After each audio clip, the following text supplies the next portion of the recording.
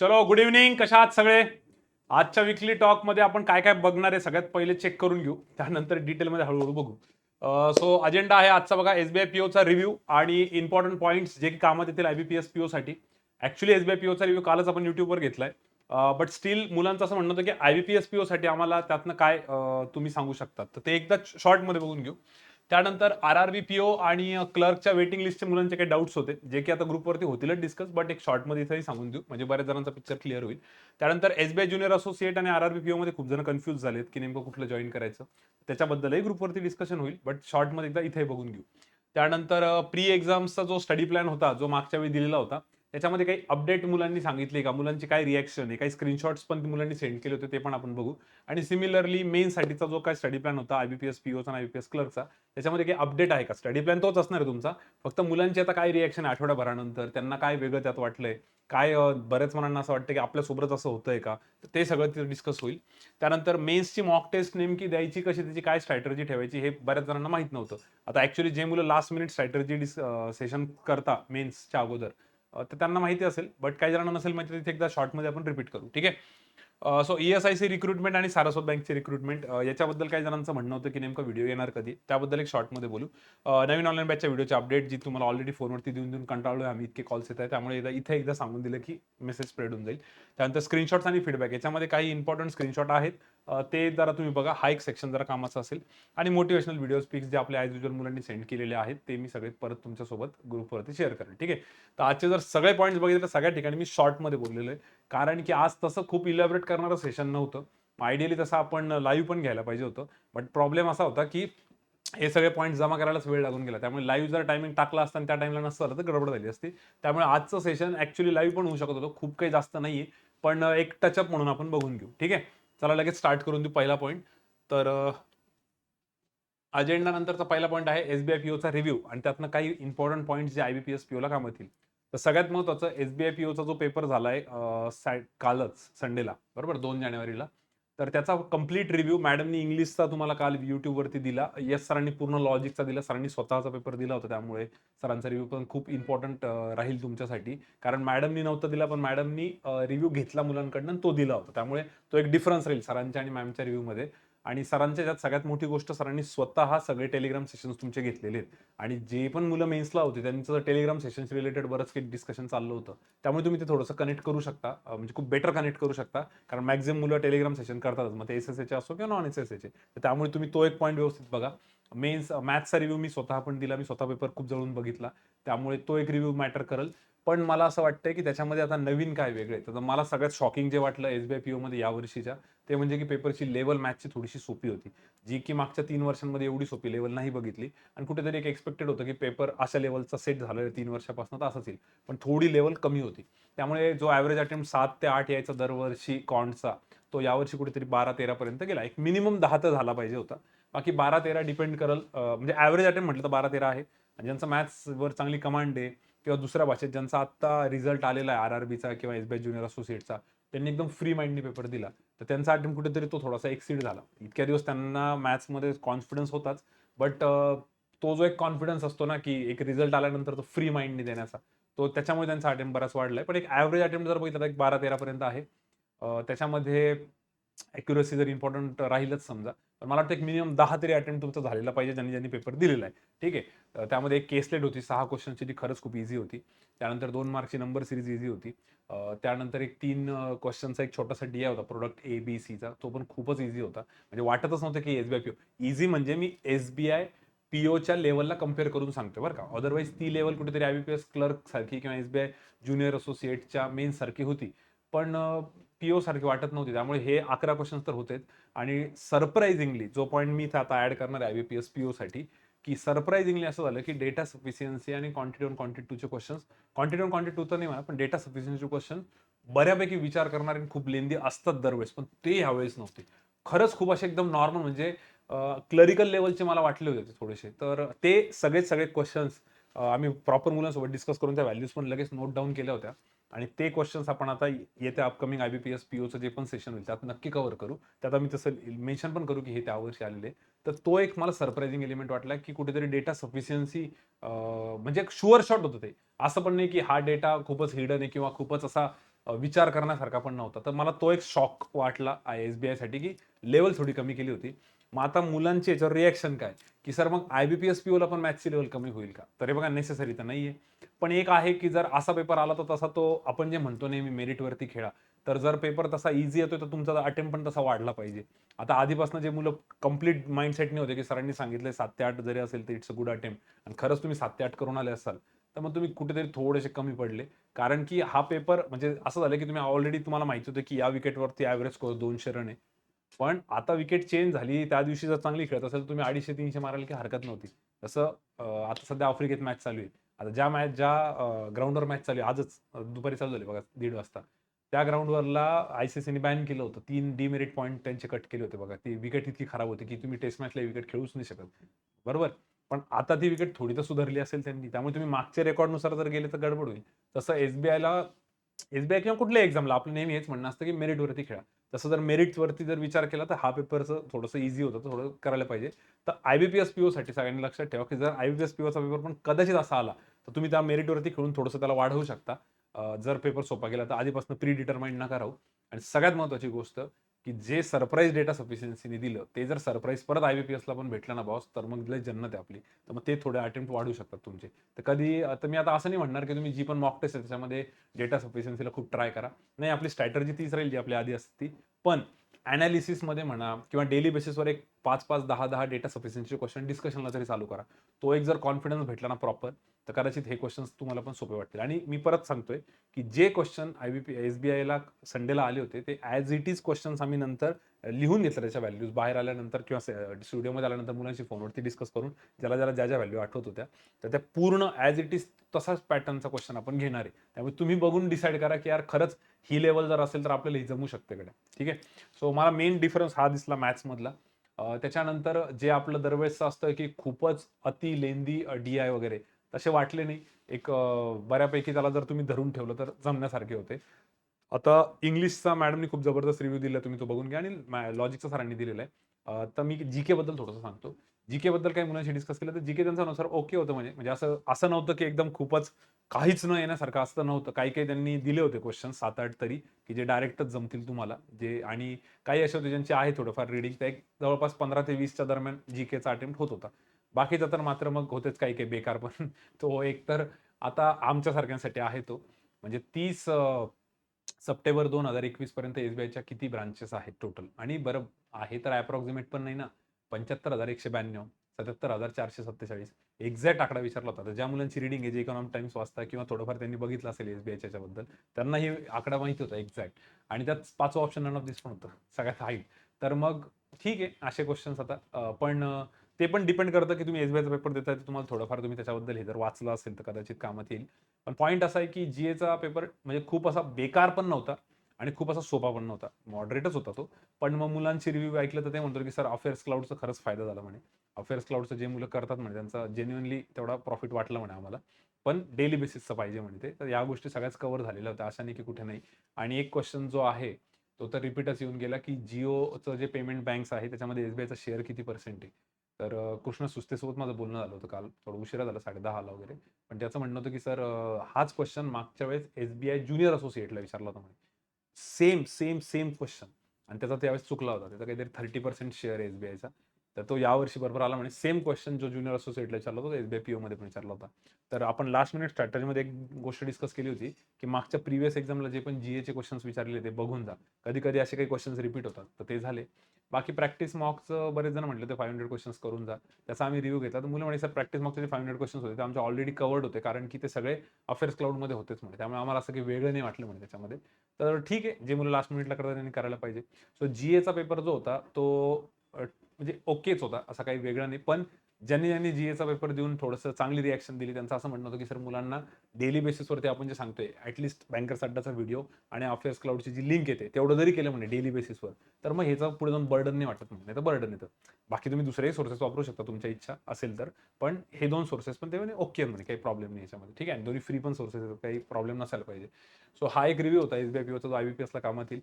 तर मेन म्हणजे याच्यामध्ये जर असा नीट विचार केला, तर SBI POचा पेपर दिल्यानंतर असं काही शॉकर काहीच नाही भेटलं. खूप असं काही डेंजर काही नाही बघायला भेटलं. उलटा पेपर थोडासा ईझियर नोटला आला, थोडा सोपा आला. तर उलट ही चांगली गोष्ट आहे जर IBPSचा पण तसा आला तर. आणि जरी अवघड राहता आपण अवघडसाठी तर प्रिपेअर्ड राहूच. तर आता IBPS POचे पण सेशन्स होतील पुढे, तुम्ही ते रेग्युलर करा. ठीक आहे. सो एवढा रिव्ह्यू मला वाटतं ठीक आहे. बाकीच्या रिव्ह्यूसाठी तुम्ही कालचा व्हिडिओ बघा, YouTubeवरती टाकलेला आहे, त्यात सगळं डिटेल दिलेलं आहे. क्लिअर सर, जायचं पुढे. एकच मिनटं फक्त, एक गोष्ट राहिली. मुलं हे विचारतील की आयडियल अटेम्प्ट्स एकदा सांगून द्या. तर लॉजिकचा मला वाटतं सरांनी सांगितलं आहे 15 ते 20 पर्यंतचा. मॅथ्सचा बघा तुम्ही 10 तर मिनिमम पाहिजे. 12 ते 13 जरी असेल तर तो एक ॲव्हरेज अटेम्प्ट आहे. त्यात पण कोणते 6 केसलेटचे क्वेश्चन, 2 नंबर सिरीजचे, 3 तो एक DI 13 आणि 2 समजा तुम्ही कुठले तरी हे पकडा डेटा सफिशियन्सीचे, असे 13 होऊ शकत होते. जर तुम्ही तो DI नसेल केला मॅथ्सचा तर तुम्ही काहीतरी दुसरं केलं असेल, पण एक अराउंड असा जातोय 12-13 पर्यंत, किंवा 10 तर पाहिजेच मिनिमम. इंग्लिशचा तर खूप व्हॅरी होतो कारण की आपापल्या ॲक्युरसीनुसार. बट स्टील बघा कसं काय ते. आणि मी जे केसलेटचं बोलतोय किंवा ज्या DIचं बोलतोय ना मॅथ्समध्ये स्पेसिफिकली, तर तुम्ही असं नका वाटतो की यार आम्हाला ते अवघड वाटलं. आता तो तर होईलच यूट्यूबवरती, पण मी SBI PO तुम्ही देताय आणि तुम्ही प्री क्रॅक केली, तुम्ही एवढ्या मुलांना बीट करून आलेले, तर तुमच्यासाठी तेवढी तर लेवल आहेच तुमची, म्हणजे असं मला म्हणायचं आहे. इनफॅक्ट एक टाइम स्पीड डिस्टन्सचा पण होता याचा, ट्रेन्सचा, तो पण आपण घेणार आहे. ते पण 3चा सेट खरंच खूप इझी होता, जर तुम्ही ट्रायल आणि एररनी गेले तरी. आता हे डिपेंड करेल कोणाचं काय म्हणणं आहे. ठीक आहे. त्याच्यानंतर इंग्लिशचं झालं आणि GAचं सांगितलं मी तुम्हाला. एक 20 पर्यंत, 15 ते 20 पर्यंत मुलांचं जेन्युइन अटेम्प्ट आहे. बाकी मग ज्याला रिस्क घ्यायची त्यांनी रिस्क घेतलेली आहे. आता कट ऑफ किती जाईल, काय जाईल तेच मला वाटतं पेपर झाला की, सगळ्याच पेपरचं तुम्ही लक्षात ठेवा की पेपर झाला की विसरून जायचं. आपण ह्या पट्ट्यात बसतोय का बघा, जेन्युइन काय मुलं सांगतायत काय नाही, आपल्याकडनं मेजर काही मिस्टेक झाल्या का, आणि लगेच पुढच्या अभ्यासाला लागून जा. कारण की डिस्क्रिप्टिव्ह पण इम्पॉर्टंट रोल प्ले करतं. बरेच स्कोर येतो, पण डिस्क्रिप्टिव्हचा आता IBPS POला येईलच, तर तुम्ही त्याचाही रिव्ह्यू बघा. मॅडमनी 3ही एसे आणि 3ही लेटर जे ॲज इट इज आले होते ते पूर्णचे पूर्ण व्हिडिओमध्ये सांगितलेले कालच्या. ठीक आहे. चला सर पुढे जाऊ. पुढचा आहे RRB PO आणि क्लर्कच्या वेटिंग लिस्टचे डाऊट्स. याच्या डाऊट्समध्ये 2 पद्धतीचे डाऊट्स होते. एक पहिला डाऊट होता मुलांचा की सर वेटिंग लिस्ट जी आहे ती 100% क्लिअर होईल का, आणि जी 3-3, 4-4 वेटिंग लिस्ट लागतील त्या खरंच लागतील का. तर जसा रिझल्ट लागला त्यानंतर ज्यांचे पण सुरुवातीला कॉल्स आले, त्याच्यामध्ये चुकून माझ्याकडनं ते बोललं गेलं की बाबा RRBची वेटिंग लिस्ट ही एकदाच क्लिअर होते म्हणून वर्षाच्या शेवटी. पण ते जसा रिझल्ट लागला तसं माझ्या डोक्यात ते जुनेच आकडे होते. पण जे आपले जुने मुलं आहेत जे आता RRBत लागलेले होते मागच्या वर्षी, ज्यांच्या वेटिंगमध्ये क्लिअर झालं, त्यांच्याशी बोलल्यानंतर ते लक्षात आलं की कोरोनानंतर RRBने थोडंसं वेगळं स्टार्ट केलं होतं. कारण RRBची खूप कंप्लेंट होती की बाबा आमच्या इथे स्टाफच टिकत नाही. म्हणजे आता खूप जणांचं काय होतं, नेमका RRBचा रिझल्ट अशा टाइमला लागतो की त्याच्यानंतर SBIचा रिझल्ट लागलेला असतो, परत दुसरे पण रिझल्ट लागतात, आणि हे रिझल्ट लागल्यामुळे मुलांकडे चॉईस होऊन जाते, आणि चॉईस आल्यामुळे मग मुलं तिथं कदाचित नाही जॉईन करत बरेच जण. आणि ऑफकोर्स आहे ना, ज्यावेळेस तुमच्याकडे जर बेटर काही ऑप्शन असेल त्याच्यापेक्षा, मुलं जॉईन नाही करणार.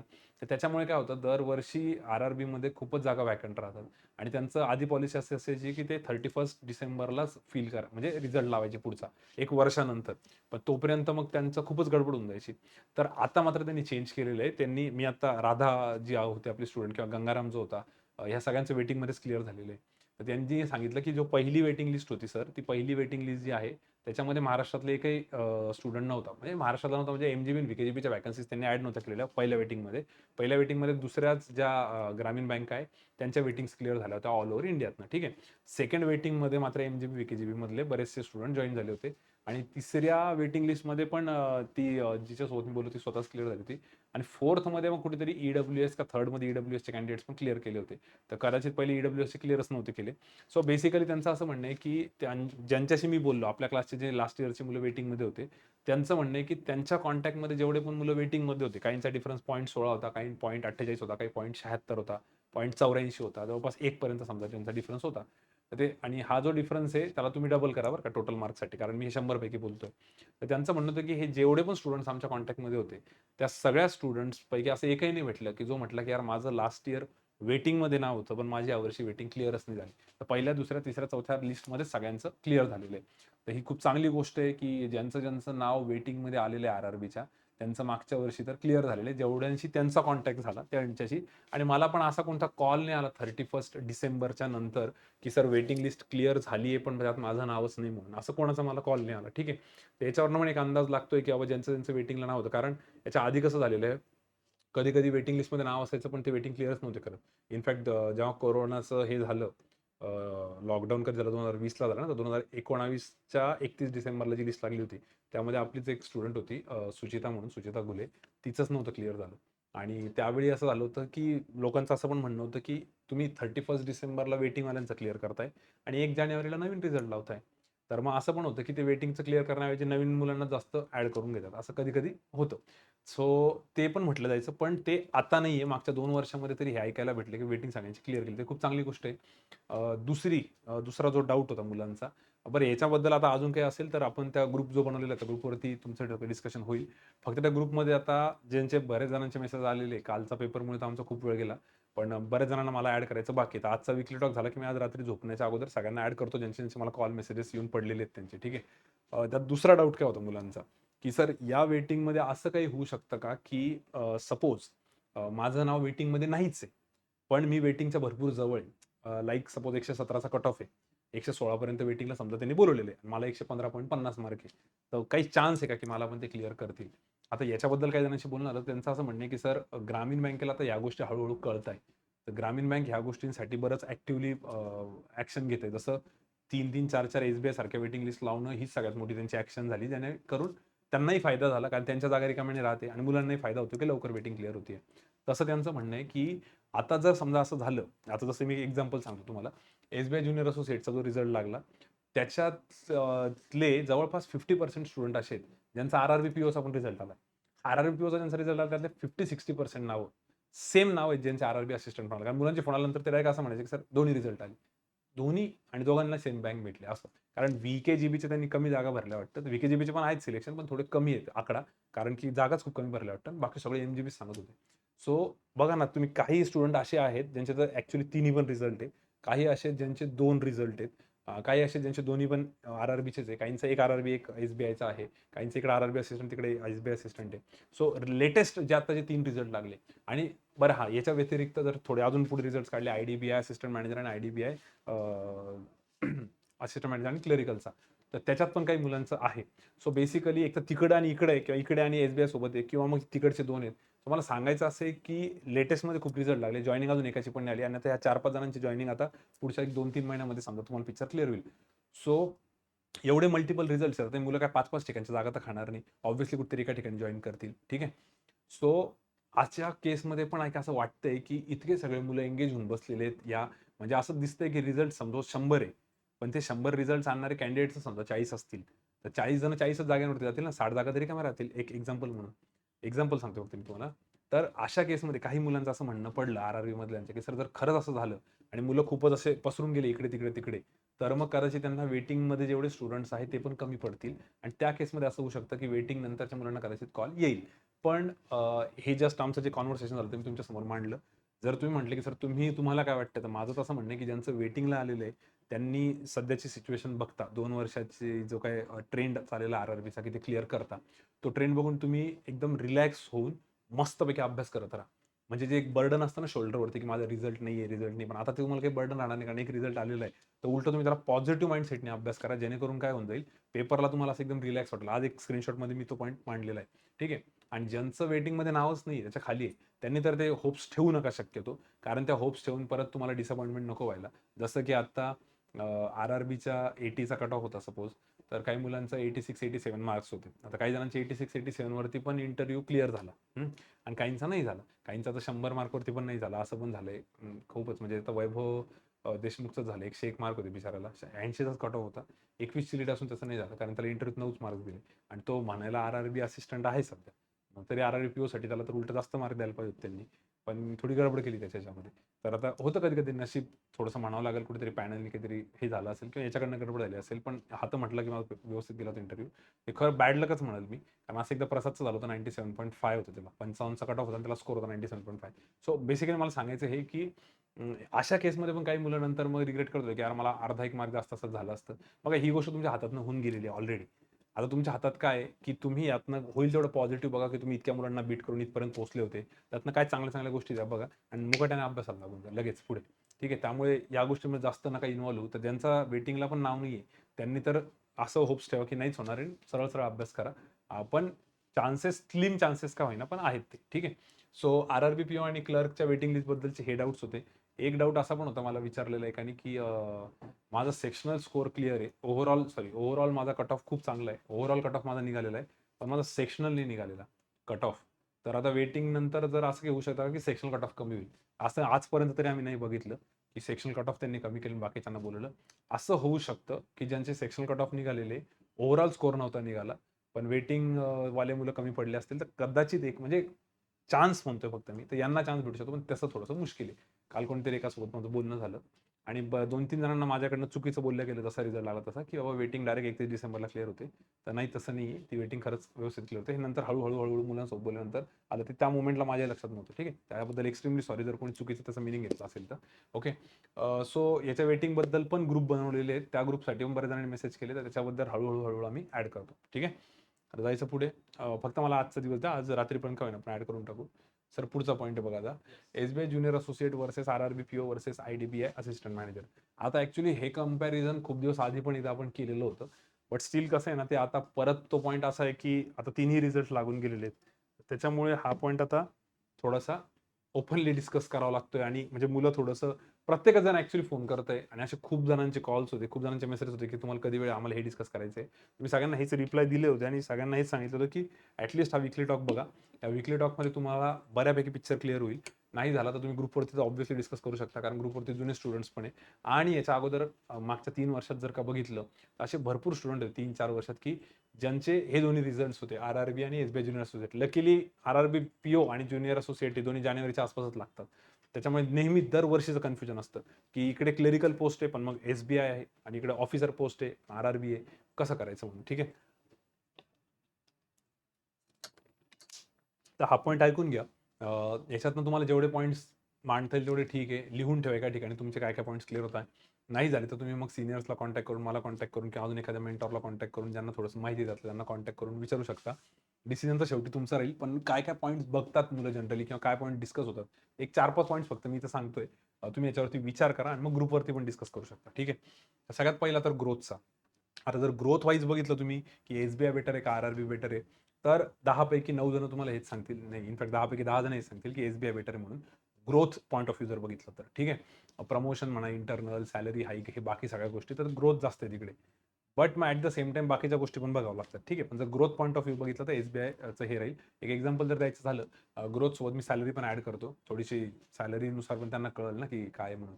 आता अनिकेत डोंगरे म्हणून आपला एक स्टुडंट आहे. मी खूप जणांशी बोललो बरं याच्याबद्दल पहिले तर.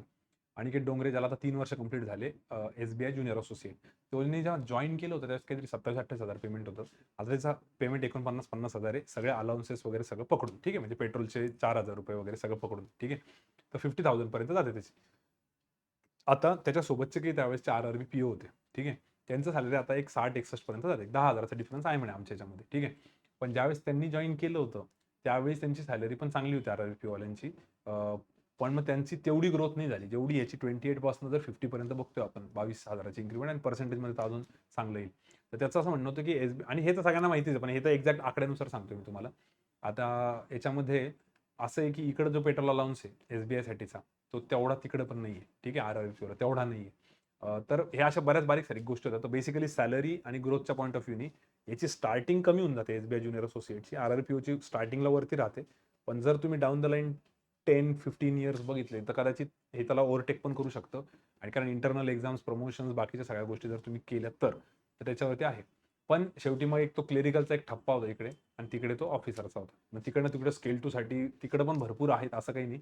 पण जर का एक दोघांपैकी एकाला चूज करायचं असलं ग्रोथ पॉईंट ऑफ व्ह्यू, तर मग एसबीआयचं पार्ट थोडंसं जड आहे. ठीक आहे. सॅलरी तर सुरुवातीला आरआरबीचीच जास्त आहे. बट पुढे जाऊन नंतर तो डिफरन्स कव्हर होऊ पण शकतो. ठीक आहे. काही वर्षांनंतर. मग त्यात तुम्ही जेआयबी, सीआयबी दिली, इंटरनल एक्झाम्स दिल्या, अजून बाकीच्या सगळ्याच गोष्टी त्या पण ॲड करू शकता. लोकेशन. आता लोकेशनमध्ये कसं आहे, आरआरबीला तर 90% काय 95% तुम्ही पकडून चाला, की 95 पण खूप कमी झालं, अजून जास्त करा. त्याच्यात तो तुम्हाला रुरलच पोस्टिंग भेटणार आहे ग्रामीण बँकेमध्ये. ठीक आहे. कारण नावच आहे ना ग्रामीण बँक, महाराष्ट्र ग्रामीण बँक, विदर्भ कोकण ग्रामीण बँक. तर आरआरबीमध्ये तुम्हाला ग्रामीण भागातच जावं लागणार आहे. तो एक लोकेशनचा इश्यू आहे. पण मग एसबीआय वाले पण काय असेल की तुम्हाला मेट्रो सिटीमध्ये, तर असं नाहीये. पण त्याचे चान्सेस आहेत पण, म्हणजे असं नाही की एकदमच एवढं आरआरबीच्या कंपॅरिझनमध्ये लोकेशन मग एसबीआयच्या थोड्याशा बेटर भेटतात मुलांना. पण बेटर भेटतात म्हणजे थोडं सिटी एरियामध्ये भेटतं थोडंसं कंपॅरेटिव्हली. म्हणजे काही त्याचे स्कोप तरी आहेत. जसं आता मुंबईमध्ये पण भरपूर जण आहे एसबीआयच्या. पण मग खेड्यागावात पण आहेत एसबीआयचा, नाही असं नाही. पण आरआरबीचा तर तेवढा स्कोपच नाही शहरामध्ये. जेवढा की एसबीआयचा तरी थोडासा बेटर आहे. जसं ग्रोथ आता आरआरबी मध्ये नाही आहे असं नाही म्हणते मी, आरआरबी मध्ये पण ग्रोथ आहे, पण एसबीआयची ग्रोथ बेटर आहे. तसं आरआरबी जेवढ्या ग्रामीण भागात आहे तेवढ्या एसबीआयच्या कम्पॅरेटिव्हली थोड्याशा तुम्हाला थोड्याशा बऱ्या पण दिसतील दुसऱ्या ठिकाणी. ठीक आहे. सो तो लोकेशनचा तो एक आहे. पण घराजवळ पोस्टिंग आता दोन्ही ठिकाणी भेटते पण, आणि काही ठिकाणी लक बाय चान्स खराब असेल तर नाही पण भेटत. जसं एसबीआयला आता मुंबई सर्कल कोणी टाकलं नव्हतं शक्यतो, तरी पण मुंबईला मुलांना पोस्टिंग दिलेली आहे. त्याला नाईलाज एक जॉईन करणंच आहे. ठीक आहे. नंतर मुलं स्वॅप वगैरे करण्याचा विचार करतात, ते आता सगळं ग्रुपवरती डिस्कस होईल आपलं. पण आहे असं पण रिॲलिटी आहे तिकडे. आणि आरआरबीमध्ये पण कधी कधी घराच्या खूप दूर फेकतात ते, पण बऱ्याच वेळेस थोडंसं सेटिंग बिटिंग लावून नंतर 3-4 वर्षांचं सेटिंग बिटिंग म्हणजे तुमची ओळख होऊन जाते, 3-4 वर्ष होऊन जातात, मग त्यानंतर येऊ पण शकतात. सो लोकेशनचं कसं आहे आता, जर का बघितलं घराजवळ कुठलं आहे, तर ते काही मुलं खुश पण आहे त्याच्यामध्ये लोकेशनमध्ये एसबीआय आणि याच्यात, काही मुलं नाही पण आहे. पण बऱ्याच जणांना भेटून पण जातं, असं काही इश्यू नाही आहे. आणि मेन म्हणजे लोकेशनचं हे की ग्रामीण भागात प्रॉपर टिपिकल तुम्हाला तिकडे थांबण्याची जर का तयारी आहे का आरआरबीचा, म्हणजे त्याच्यावरती एक विचार करा तुम्ही. पण सर मग तुम्हाला काय वाटतं याच्यावर? मला तर सगळ्यात सोपं वाटते की पहिले तुम्ही आता एसबीआय ज्युनियर असोसिएट जर जॉईन केलं, तर त्याच्यात तसंही तुम्हाला काही बॉन्ड बिंड नाही आहे. ठीक आहे. बॉन्ड वगैरे काहीच नाही आहे एवढा. फार तर फार 15 दिवसांची सॅलरी द्यावी लागते, किंवा 15 दिवसाचा नोटीस पिरियड द्यावा लागतो, जे काय असेल ते, किंवा ते 15 डेजचं तुम्ही सॅलरी पकडायची, काही जास्त नसणार आहे. आणि त्याच्यानंतर, कारण आता त्याची जॉईनिंग आलेली पण आहे, 17 का 18 तारीख जॉईनिंगला म्हणता पण आहे सगळेजण एसबीआयची ना. आता डीव्ही तर कालही झाला, परवाही झाला. आणि त्याच्यानंतर तुम्हाला आरआरबीचं लोकेशन भेटेल. मग लोकेशन कुठलं बेटर आहे ते एक तुम्ही बघू शकता. प्लस तोपर्यंत तुम्हाला एक एक्सपिरियन्स पण येईल बँकेचा, की बाबा कसं आहे काय. जसं एक एक्झाम्पल द्यायचं झालं तर आपल्या विपुलचं. विपुल म्हणतो की मला एसबीआय जॉईन करायची आणि मी एसबीआयमध्येच राहील, कारण की एसबीआय माझ्या घराजवळ आहे, मला काहीच टेन्शन नाही. पण त्याला सगळ्यांनी हे सांगितलं की बाबा तू एसबीआय सध्या जॉईन कर, पण ज्यावेळेस तुझा आरबीआयचा रिझल्ट येईल ना, तोपर्यंत तुला एक्सपिरियन्स येईल इकडचा काय काय नाही. जेव्हा आरबीआयचा रिझल्ट आला तर म्हणे आरबीआयने जॉईन करायचं, एसबीआय चांगले घराजवळ आहे वगैरे वगैरे. आणि जे काही दिवस त्यांनी तिथे स्पेंड केले ना, मग त्यानंतर कळालं की वर्कलोड कसा आहे काय आहे. चुपचाप आरबीआय जॉईन केलं, मुंबईला आहे, खुश आहे, पर्सनॅलिटी चेंज होते, 4 गोष्टी शिकायला भेटतात. सो बऱ्याच काही गोष्टी पण त्यामध्ये राहू शकतात. पण माझं असं म्हणणं आहे की लोकेशनचा पॉईंट हा खूप चांगला आहे तुम्हाला, की असं नाही की एकाच दिवशी दोघांची जॉईनिंग आहे. एसबीआयची जॉईनिंग आलेली आहे, आता आरआरबीचा अजून डीव्ही होईल, मेडिकल जे काय असेल त्याचं सगळं वेळ लागेल त्याला. तर तोपर्यंत तुम्हाला इकडचा एक्सपिरियन्स पण येऊ शकतो. तर तुम्ही हे एक करू शकता ज्यांना लोकेशन वाईज वाटतंय. सॅलरी ग्रोथचं तुम्ही सांगितलं. वर्कलोड वर्कलोड जो आहे तो तर 10 पैकी 9 जण तुम्हाला हेच सांगतील की एसबीआयमध्ये जास्त आहे. भलेही असिस्टंटची लेवल आहे, पण वर्कलोड एसबीआयमध्ये जास्त आहे आरआरबीपेक्षा. आणि याच्यामध्ये डेफिनेटली काही एक्सेप्शनल केसेस राहतील बरं का. तुम्ही लगेच माझे शब्द पकडू नका. जसं की आता एसबीआय पीओमध्ये काही जण, आता 99% लोक हेच सांगतात एसबीआय पीओमध्ये वर्कलोड आहे. पण त्यात एखादी एक्सेप्शनल केस राहते, किंवा एखादा एसबीआय पीओ त्याच्या ब्रांचला जास्त लोडच नाहीये, असं राहू शकतं ना. आणि एखादी ग्रामीण बँकेची शाखा तुम्हाला सिटीत पण चुकून भेटू शकते. ठीक आहे. तर तो म्हणाला, अरे मी तर सिटीत आहे सर, तर म्हटले सिटीत नव्हतेच म्हणून. ते एक्सेप्शनल केसेस नका पकडू, मी मेजर मेजर गोष्टींवरती बोलतोय. तसं वर्कलोड जो आहे तो 10 पैकी 9 जण तुम्हाला हे सांगतील की एसबीआयमध्ये जास्त आहे म्हणून. पण मी ज्या स्टुडंट सोबत बोललो आता, जे त्यांना 3-4 वर्ष झाले, त्यांना 2 वर्ष झाले, आपल्या क्लासचे स्टुडंट, त्यांचं असं म्हणणं होतं की सर, पण आता आरआरबीमध्ये पण कसं आहे म्हणा, आता विदर्भ कोकण आणि आरआरबीचं एमजीबीचं मर्जरचं चाललंय म्हणे.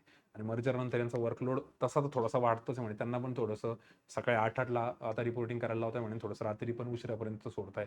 असं काही ब्रांचेसमध्ये त्यांच्या मित्रांसोबत झालं, जे की ते आधी मस्त रिलॅक्समध्ये 10ला जायचे, 6-6:30ला घरी यायचे. आता सुदर्शन काळे म्हणून आपला एक स्टुडंट होता, जो आरआरबीमध्ये होता, त्याचं म्हणणं होतं माझं 15 किलोमीटर दूर होतं म्हणे घरून. ठीक आहे. पण परभणीच्या साईडला होतं त्याचं. तर तो 6:30ला घरी असायचा आरआरबीमध्ये. ठीक आहे. आणि तेच आता काही ठिकाणी असं आहे की बाबा सकाळी 8ला बोलवत आहे आणि रात्री 8:30-7 पर्यंत पण थांबवत आहे. तर ते वर्कलोडचं कसं आहे, शक्यतो तसं तर एसबीआयचा पारडं थोडंसं जड राहील वर्कलोडच्या बाबतीत. बट स्टिल इकडं पण काही आता म्हणजे असं खूपच रिलॅक्स आहे असं नाहीये. पण मॅक्सिमम बरेच जण हे म्हणतात की याच्यापेक्षा तर बरं आहे. ठीक आहे. तर मी ते एक्सेप्शनल केसेसमुळे थोडंसं क्लिअर करतोय. उगाच मुलांनी या व्हिडिओचा एवढा पार्ट क्रॉप करून डिनर नको पिटायला. ठीक आहे.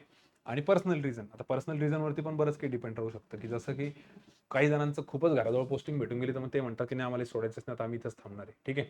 आणि त्यानंतर काही जणांचं हे पण राहतं की एक कुठेतरी पर्सनल ते ब्रँडशी कनेक्शन, जसं आमचा आपला एक लकी सर म्हणून एक होता. ठीक आहे. त्याचं असं होतं की एसबीआय झालं, त्यानंतर त्याचं ईएसआयसी, यूडीसी पण झालं आणि ईपीएफओ एसआयसी पण झालं. त्यांनी घरी सांगितलं, घरच्यांना कळालंच नाही. जे जवळचे मामा काका जाणकार होते त्यांना सांगितलं, त्यांनाही कळालं नाही की कोणता गव्हर्नमेंट जॉब आहे काय आहे. मग त्यांनी डिसाईड केलं की मी एसबीआयमध्येच थांबतो. यांना हेच नाही माहिती म्हणे काय आहे.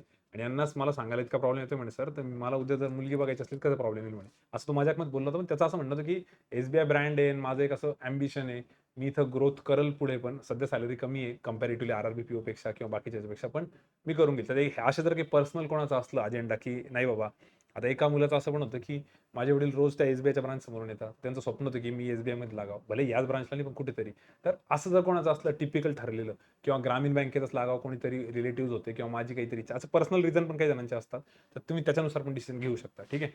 जर काय ह्याला आता असं मांडायला गेलं आपण की ग्रोथ जर बघितली, तर ग्रोथमध्ये कोणाचा अप्पर हँड आहे, म्हणजे जस्ट मी परत सांगतो बरं का, की तुम्ही एकदम एक्सेप्शनल केसेस बाजूला ठेवा, पण एक मेजर जर वरतून वरतून बोलायला झालं तर growth point of view SBI better आहे.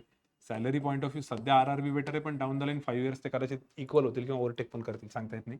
लोकेशन तर लोकेशन आता बघा, म्हणजे एसबीआयची त्यातल्या त्यात थोडीशी इथं ग्रामीण भागातच भेटेल, तर मुलांचं लोकेशन म्हणजे त्यांचं असं म्हणणं असं एकदम खेड्यापाड्यात नको टाकायला, तर ते दोन्हीकडे पण होऊ शकतं. पण एसबीआयला त्याला थोडं बेटर जातं, कारण की ग्रामीण बँकेचं राहतं. पण ते पण सांगता नाही येतात, ते असं मिक्सच आहे. पण एक काहीतरी आपल्याला एकाला सिलेक्ट करायचं दोघांपैकी, तर हे. आणि वर्कलोड तर एसबीआयचाच आहे. ठीक आहे, असं आहे. आता तुम्हाला कुठलं, आणि पर्सनल रिझननुसार तुम्हाला कुठलं वाटतं, काय वाटतं बघा, हे असं आहे. मग सर याच्यामध्ये सर तरी तुम्ही असं एकदम क्लिअर सांगा ना मला. सगळ्यात मोठा एक पॉईंट सांगतो मी तुम्हाला, याच्यानंतर बरेच जण क्लिअर होऊन जातील. आता ज्या मुलांचे मल्टिपल रिझल्ट्स आहेत, किंवा ज्यांचं माहिती की मी काही दिवसानंतर हा जॉब सोडणार आहे किंवा मला इथं नाही थांबायचंय, ठीक आहे. फॉर एक्झाम्पल मी एखादं एक्झाम्पल सांगतो, नाव नाही घेत, परत त्या मुलाला प्रेशर येईल. आता एक एक दोन स्टुडंट, एक XYZ स्टुडंट आहे, ज्याचं एसबीआय ज्युनियर असोसिएट पण झालेलं आहे, आरआरबी पीओ पण झालेलं आहे. पण त्याला माहिती आहे की आपलं पोटेन्शियल एवढं आहे की माझं याच्यापेक्षा बेटर सिलेक्शन होऊ शकतं. इधर एसबीआय पीओ, आत्ताचा पेपरही चांगला गेलेला आहे, किंवा आयबीपीएस पीओ येईल, किंवा आरबीआयची एक्झाम येईल, आणि मला आयुष्यभर काही आरआरबी मध्ये थांबायचं नाही, एवढं माझं क्लिअर आहे. मी हे एनिवे सोडणारच आहे काही दिवसांनी, 2-4 महिन्यांनी किंवा 4 महिन्यांनी. तर आरआरबी पीओचा ना 2 लाखाचा बॉन्ड आहे. जर तुम्ही आरआरबी पीओ सोडताय, त्यांना 2 लाख रुपये भरावं लागतं, आणि ते बॉन्ड 1 वर्षाचा 2 वर्षाचा तेवढं बघावं लागेल, मला वाटतं 2 वर्षाचा असेल. पण तुम्ही 2 वर्षात एनिवे सोडणारच आहे, मग 2 लाख रुपये देणं परवडत नाही ना, कारण ते तुमचं जवळपास 3-4 महिने, 4 ते 5 महिन्यांची मेहनत जाईल ना त्याच्यामध्ये. मग अशा केसमध्ये एसबीआय जॉईन केलेलं एनी डे बेटर आहे. जर तुम्हाला माहिती तुम्ही आरआरबी मध्ये थांबणार नाही आयुष्यभर, तर ठीक आहे, मग एसबीआय जॉईन केलेलं एनी डे बेटर आहे. कारण एसबीआय जेव्हा तुम्हाला सोडायचं, तेव्हा तुम्हाला फार तर फार 15 दिवसांचं पेमेंट काय असेल नसेल ते 15-20 हजार रुपये तुम्हाला भरावं लागतील, बरोबर, किंवा नोटीस पिरियड सर्व करावं लागेल. त्याच्या पलीकडे तर काही नाही आहे. पण इकडे मात्र ती खूपच मोठी गडबड आहे. इकडे ते परवडतच नाही, कारण की एवढे जर पैशांचं असेल तर. पण आता याच्यामध्ये काही जण असे असतील की आम्हाला माहित नाही की आम्ही पुढे सोडणार आहे की नाही, पण मग ही अपॉर्च्युनिटी नको जायला. मग त्या केसमध्ये तुम्ही आरआरबी जरी जॉईन केलं, तर मग तुम्हाला मनाची तयारी ठेवावी लागेल की तुम्ही आरआरबीचा जर 2 लाखाचा बॉन्ड भरताय, तो 2 लाखाचा बॉन्ड तुम्ही कधी भरणार, जेव्हा तुम्हाला याच्यापेक्षा बेटर ऑपॉर्च्युनिटी. जर याच्यापेक्षा बेटर ऑपॉर्च्युनिटी आहे, तर मग 2 लाख भरायला काय प्रॉब्लेम आहे, जर त्या पॉईंट ऑफ व्ह्यू विचार केला तर. ठीक आहे. परत ऐका मी काय बोललो. समजा मी आता आरआरबी जॉईन करतोय, आणि मला माहित नाही की मला याच्यापेक्षा बेटर ऑपॉर्च्युनिटी भेटेल की नाही, आणि समजा चुकून भेटून गेली पुढे फ्युचरमध्ये, ठीक आहे, एखादी मोठी एक्झाम क्रॅक झाली. मग जर ती एक्झाम क्रॅक झाली, तर त्यासाठी तुम्ही हे 2 लाख भरणं ठीक आहे ना, कारण आयुष्यभराचा विचार करा ना. कारण आता बऱ्याच जणांचं कसं म्हणणं आहे की जसं तुम्हाला मी याचं सांगतो, आयडीबीआयचा काही जणांसोबत बोललो मी. मुलींची मेंटॅलिटी अशी होती, त्या 2-3 मुलींनी मला सेमच पॉईंट सांगितला की आयडीबीआय असिस्टंट मॅनेजर जो आहे, तो ऑलमोस्ट आयबीपीएस पीओ सारखा आहे बरं का. त्याची सॅलरी पण चांगली 50च्या वरतीच जाते ती. त्यांचं काय म्हणणं आहे की सध्या तर ते लोनमुळे ते 9,000 10,000 सॅलरी देऊ लागले आम्हाला. तर मग आम्ही कशाला जॉईन करू? अरे पण ते 9-10,000 फक्त एका वर्षासाठी ना, त्याच्यानंतर तर डायरेक्ट 50-55-60,000 सॅलरी आहे ना. तर हे पुढचं फ्युचर का नाही बघत तुम्ही, असं पायाच्या समोरचं खालचंच का बरं बघू लागले जवळचं? तो पण एक विचार करा. जे आयडीबीआय असिस्टंट मॅनेजर बद्दल बोललोच नाही कडे मी, आयडीबीआय पीओ बद्दल असिस्टंट मॅनेजर म्हणायचं होतं. तर त्यांचं ते म्हणणं होतं की सर स्टार्टिंगला सॅलरी कमी आहे. अरे हा पॉईंट नका बघू, स्टार्टिंगला सॅलरी कमी आहे. ती स्टार्टिंगची सॅलरी, पण नंतर किती ग्रोथ होणार आहे पुढे, तो पण तर विचार करावा लागेल ना. तर हे तर पॉईंट मला पटलाच नव्हता. आणि बाकी आयडीबीआय पीओला तर तुम्ही आयबीपीएस पीओ पण ट्रीट करू शकता. उलटं आयडीबीआय वाल्यांचं एकदम क्लिअर आहे यार, त्यांनी डायरेक्ट सांगितलं की आम्ही प्रायव्हेट आहे म्हणून. पण बाकीच्यांनी अजून सांगितलं नाही पुढे जाऊन काही झालं तर. त्याच्यामुळे ठीक आहे, ते नुसतं प्रायव्हेट नावाला सांगतात, पण त्यांचे सगळे फंक्शन्स जे आहेत, ते सगळे सॅलरीज तुमची इन्क्रीज असो, वेज रेव्हेन्यू जे काय असेल तुमचं, ते सगळं गव्हर्नमेंट बँक सारखं, it is acting as a government बँकच ओनली. फक्त नाव त्यांनी प्रायव्हेट दिलेलं आहे. सो मला नाही वाटत की त्याच्यात पण तेवढा काही प्रॉब्लेम आहे. पण ते मुलांना कुठेतरी लोनचे पैसे भरणं आणि 1 वर्ष वेट करणं हे थोडं पटत नाहीये. तर तो तुमचा कॉल आहे, त्याच्यात काही हरकत नाही. पण जर तो 1 वर्षाचा टाइम स्पॅन काढला, तर आयडीबीआय पीओचं मला काहीच वाटत नाही. आणि आतापर्यंत आयडीबीआय पीओची कोणीच कंप्लेंट नाही केलेली, जेवढे पण मुलं वर्किंग होते. इनफॅक्ट त्यांचं असं म्हणणं होतं, काही जणांनी आयडीबीआय मधनं स्विच मारलं होतं एसबीआय मध्ये. ते म्हणतात एसबीआय पेक्षा ते आयडीबीआय बेटर होतं म्हणे. वर्कलोड याच्यापेक्षा तरी बराच होता आणि व्यवस्थित होतं म्हणे काम, असं काही नाही. कारण ती बँक पण थोडीशी पॉश आहे. तुम्ही तिथे जर गेले, तर तुम्हाला बँकेत गेल्यासारखं, म्हणजे असं एक प्रॉपर फील येतो. आता हे थोडंसं आरआरबी मध्ये गेल्यानंतर थोडं वेगळा फील येतोच, की थोडं तेवढं स्टँडर्ड नाही राहत तिथे. पण बघा, ह्या पण गोष्टी आहेत. आता ह्याच्यात तुम्ही पर्सनल रिझन मध्ये टाकू शकता. काही जणांना ते एक ॲटमॉस्फिअर खूप भारी पाहिजे असतं. तर ते एक तुम्ही बघू शकता. तर बघा, हे असे काही फॅक्टर्स आहेत. हे तर मी 5 लिहिले. तुम्हाला जर अजून वाटलं तुम्ही काही ॲड ऑन करू शकता. सगळ्यात महत्त्वाचं तुमचं फॅमिली बॅकग्राऊंड काय, तुमची किती नेसेसरी सध्या, तुमचं एज फॅक्टर किती आहे, की तुम्ही किती वेळ वेट करू शकता, किती दिवस काय वगैरे. आणि राहिला याचा प्रश्न एक्सटेन्शनचा, तर RRB वाले तर मुश्किल आहे एक्सटेन्शन देणं. ते शक्यतो खूप स्ट्रिक्ट झालेले आहेत मागच्या 2 वर्षापासून, कारण ते ज्या पद्धतीने मुलं सोडून जात होते त्यानंतर त्यांनी बॉन्ड वगैरे आणला नाही. तर आधी RRBला पण बॉन्ड नव्हता एवढा. आता खूपच बॉन्डची हे वाढवले. आणि एजचा पण तुम्ही विचार करू शकता, कारण की सॉरी एक्सटेन्शनसाठी SBIचं देतात एक्सटेन्शन, पण खूप सॉलिड आणि खूप कॉन्क्रीट रिझन पाहिजे आणि त्यानुसार एक्सटेन्शन भेटतं. पण एक आहे एक्सटेन्शनचं, मी आधीच क्लिअर करतो. तुम्ही जेवढं लेट जॉइन करणार, 1 दिवस जरी लेट जॉइन केलं तर त्याचा फटका बसतो बरं का. असं नका वाटू देऊ, की समजा आता मी जॉइन केलं 3 जानेवारीला आणि समजा वैभव सरांनी जॉइन केलं 4 जानेवारीला. तर काय एकच दिवस तर लेट जॉइन केले. पण पुढे जाऊन जेव्हा प्रमोशनची वगैरे वेळ येते ना, तेव्हा तो 1 दिवस म्हणजे 5-5, 6-6 महिन्याचा पण वेट असतो. कारण ते एकेका दिवसात किती-किती जणांनी जॉइन केलेलं असतं. आणि असं नाही की आता रिक्रुटमेंट आली म्हणून काही जणांचे मागचं असतं जे पुढे येतात. पूर्ण भारतातनं चालू आहे हे. आत्ताच बघितलं ना आपण 70-75 हजार आता नुसतं ब्रांचेस आहे त्यांच्या. तुम्ही विचार करा एम्प्लॉईज किती असणार आहे. त्यामुळे ह्या सगळ्या गोष्टी मॅटर करतात पुढे जाऊन. त्यामुळे ज्यांना एक्सटेन्शन घ्यायचं आहे, काहीतरी प्रॉपर तुमच्याकडे तुम्ही काहीतरी करणार आहे त्या टाईममध्ये, तरच तुम्ही एक्सटेन्शन घ्या. अदरवाईज टाईमपास म्हणून एक्सटेन्शन घेऊ नका. ते 6 आणि 7 दिवसाचं जरी एक्सटेन्शन तुम्हाला भेटलं, पण त्याचा काही यूज झाला पाहिजे पुढे. नाहीतर ते एक्सटेन्शन कामाचं नाहीये. कारण की त्याने तुम्हाला पुढे जाऊन बराच प्रॉब्लेम येतो आणि बऱ्याच जणांनी हे सांगितलेलं आहे. ठीक आहे. आता याच्यात अजून एक पॉईंट, ज्यांना SBI एनिवे ते पण सोडायचं ज्युनियर असोसिएट, त्यांना याच्यापेक्षा मोठी उडी मारायची फ्युचरमध्ये. ते मग मात्र एक्सटेन्शन घेऊन बाकीच्या एक्झामसाठी प्रिपेअर करू शकतात. जर तुम्हाला तसं करायचं असेल तर मग त्यांनी तेवढं परमिशन दिली पाहिजे. पण बरेच मुलं म्हणतात, "सर आम्ही त्यांना सांगू का आमची एक्झाम आहे?" मग तर ते कसं सोडणार नाही. तुम्हाला काहीतरी कॉन्क्रीट रिझन सांगावं लागेल. त्यासाठी तुम्ही जुन्या स्टुडंटशी बोलून बघा त्यांनी काय केलं होतं काय नाही. बट शक्यतो अशी एक सिच्युएशन असते. याच्यामध्ये अजून एक पॉईंट, सर मग आता IBPS POचा पेपर त्यावेळेस एक्सटेन्शन घेऊ का? आता बघा एनिवे जॉइनिंग 17ला आहे. एनिवे जॉइनिंग 17ला आहे. आणि एक्सटेन्शन कधी येतो, सॉरी 17-18ला काहीतरी जॉइनिंग आहे आणि 22ला तर काहीतरी पेपर आहे IBPS POचा. तर एकाच आठवड्याचा फरक आहे. एका आठवड्यात एवढा तर फरक पडणार नाही. बट स्टील ज्या मुलांचं म्हणणं होतं, की सर मग आम्हाला एक्झामलाच नाही जाऊ दिलं तर एक्झाम तशी पण संडेला आहे. ठीक आहे. आणि तुम्ही महाराष्ट्रात आहे. तुम्ही कुठून कुठेही जाऊ शकतात एका दिवसात. ठीक आहे. असं तर नाही महाराष्ट्रामध्ये, की तुम्हाला 1 डे 1 नाईट तुम्हाला ट्रॅव्हल करायला प्रॉब्लेम येईल. मयूर जाधवचं एक्झाम्पल आठवतंय? रात्री 1:30 वाजता निघाला होता. तेव्हा परमिशन भेटली होती, की तू जा म्हणून. रात्री 1:30ला जाऊन तो रात्री 1:30ला निघून तो सकाळी पोहोचला एक्झामला. त्याने एक्झाम दिली आणि परत आला होता जॉइनिंग. त्यांनी तसं केलेलं आहे. रात्री 12:30-1:30ला काहीतरी निघाला. त्याच्या क्रॉनिकल्स ऑफ क्राईममध्ये त्यांनी सांगितलेलं आहे. तर ते तर होऊच शकतं. ते काही इम्पॉसिबल टास्क नाहीये. त्याच्यामुळे मला असं वाटतं, की तेवढ्यासाठी एक्सटेन्शन घेणं पण किती बरोबर आहे ते एकदा विचार करा. कारण एनिवे सॅटर्डेला तुमचं वर्किंग जरी असलं, तुम्ही सॅटर्डे नाईटला जरी निघाले, तर संडे मॉर्निंगला पोहोचता. संडेला तुमची एक्झाम होऊन जाईल IBPSची आणि त्याच दिवशी परत तुम्ही रिटर्न येऊन तुमच्या लोकेशनला येऊ शकता जायची जाता. आणि तुम्ही जर म्हणू शकता, की सर लास्ट वीकमध्ये मग आमचा अभ्यास नाही होणार तेवढा. तर बघा लास्ट वीकमध्ये अभ्यास नाही होणार, पण तुमच्याकडे एक मोरल कॉन्फिडन्स खूप जास्त आहे तुमचा आता. कारण तुमचा एक रिझल्ट आलेला आहे. तर ते मला वाटतं कम्पेन्सेट करून घेईल. एवढं मॅटर नाही करणार. ठीक आहे. बाकी तुमची इच्छा आहे. जर तुम्हाला तसं वाटतंय लास्ट वीकमध्ये अभ्यास नाही होणार, तर मग आता हे जे 2 वीक आहेत त्यात थोडा जास्त जोर लावा. तसंही करू शकता. सो आय होप की जेवढे पण मुलं हा व्हिडिओ बघतील त्यांचं SBI PO, SBI junior associate, RRB PO आणि IDBI असिस्टंट मॅनेजर याच्याबद्दलचे बऱ्यापैकी डाऊट्स क्लिअर झाले असतील. आता याच्याबद्दल तुमचे काही डाऊट्स राहिले तर तुम्ही काय करा, जो ग्रुप बनवलेला आहे त्या ग्रुपमध्ये काही सीनियर मुलांना पण मी ॲड करणार आहे. आता रात्री ॲड करून घेईल. त्या सीनियर मुलांना सोबत पण तुम्ही डिस्कस करू शकता आणि त्यातले असे पण काही सीनियर असतील ज्यांनी RRB जॉइन केलं, असे काही असतील ज्यांनी SBI जॉइन केलं. म्हणजे दोन्ही पण आता सध्या खुश आहेत. तर मी कारण ह्या सगळ्यांशी फोनवर बोललो. त्यांचं म्हणणं होतं, की "सर असं-असं आहे बघा आमचं ओपिनियन." ते मी तुम्हाला मांडून दाखवलं. सो मला तरी असं वाटतंय, की ते तुम्ही आता ग्रुपवरती पण डिस्कशन करा अजून काय असेल तर. वेटिंग लिस्टवाल्यांचं वेटिंगचं बघून घेऊ आपण साईडला. त्यांचा ग्रुप वेगळा राहील. ठीक आहे? क्लियर आहे सर? चलो फिर अभी आगे जाएंगे आपण.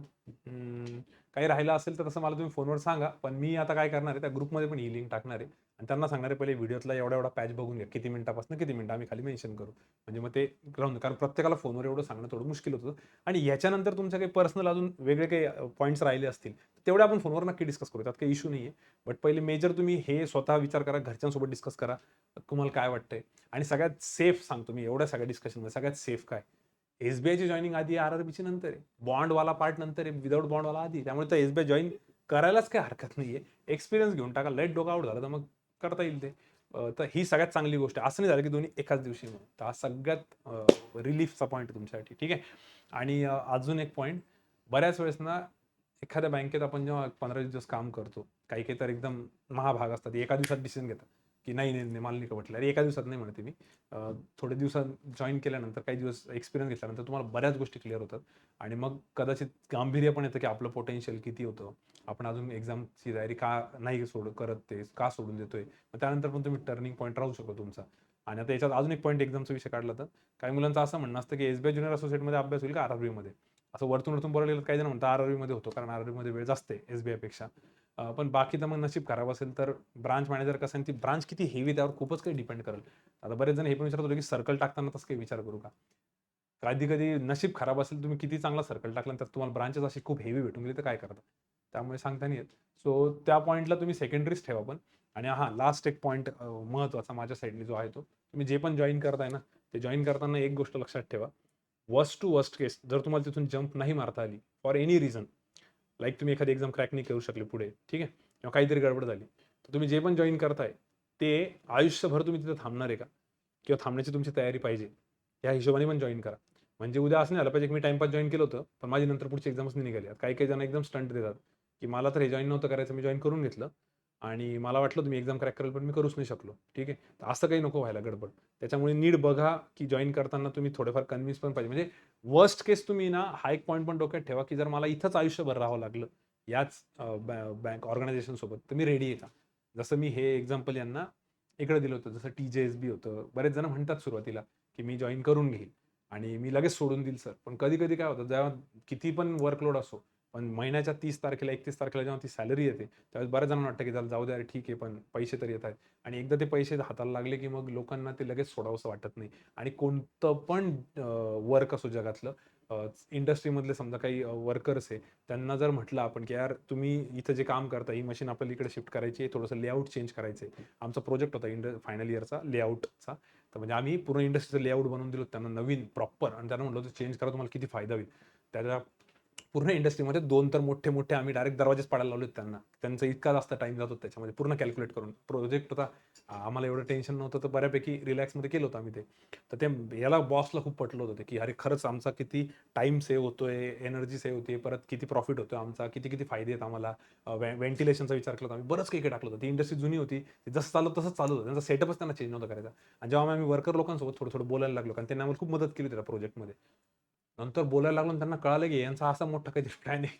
ते इतके चिडले होते आमच्यावर, की कशाला काही चेंज करायचं. आम्ही दररोज येतो, मस्त इथं काम करतो आणि घरी जातो. आम्हाला हेच पाहिजे. म्हणजे लोकं ना एका याला यूज्ड टू होऊन जातात, एका लिमिटनंतर. त्यांना चेंज आवडत नाही. आणि खरं तर चेंज गरजेचा असतो लाईफमध्ये. ठीक आहे. तर ही एक गोष्ट बघा. कधी-कधी मग तुम्ही एखाद्या जॉबला लागले ना, तर तुम्हाला असं वाटतं जाऊ द्या हेच बरं आहे बाबा. मी इथेच आता हे निवृत्ती पण इथेच घेऊन टाकल आणि माझं हे सगळं इथेच करेल. तर तो एक पॉइंटनी विचार करा जॉइन करताना. जर वर्स्ट केस तशी सिच्युएशन आली, तर ते बेटर आहे की नाही. ठीक आहे. सो आय होप बऱ्यापैकी डाउट्स क्लिअर झाले असतील. बाकीचे तुम्ही ग्रुपवरती डिस्कस करा आणि ॲक्चुअली डिस्कस करा. कारण की बऱ्याच जणांचं मनातले बरेच पॉईंट्स क्लिअर होऊन जातील. तर मी ग्रुपमध्ये तुम्हाला ॲड तर करणारच आहे रात्री झोपायच्या आधी. बाकी तर ठीक आहे. जायचं पुढे. ह्याच्यातच बराच वेळ गेला आमचा आज, पण ठीक आहे.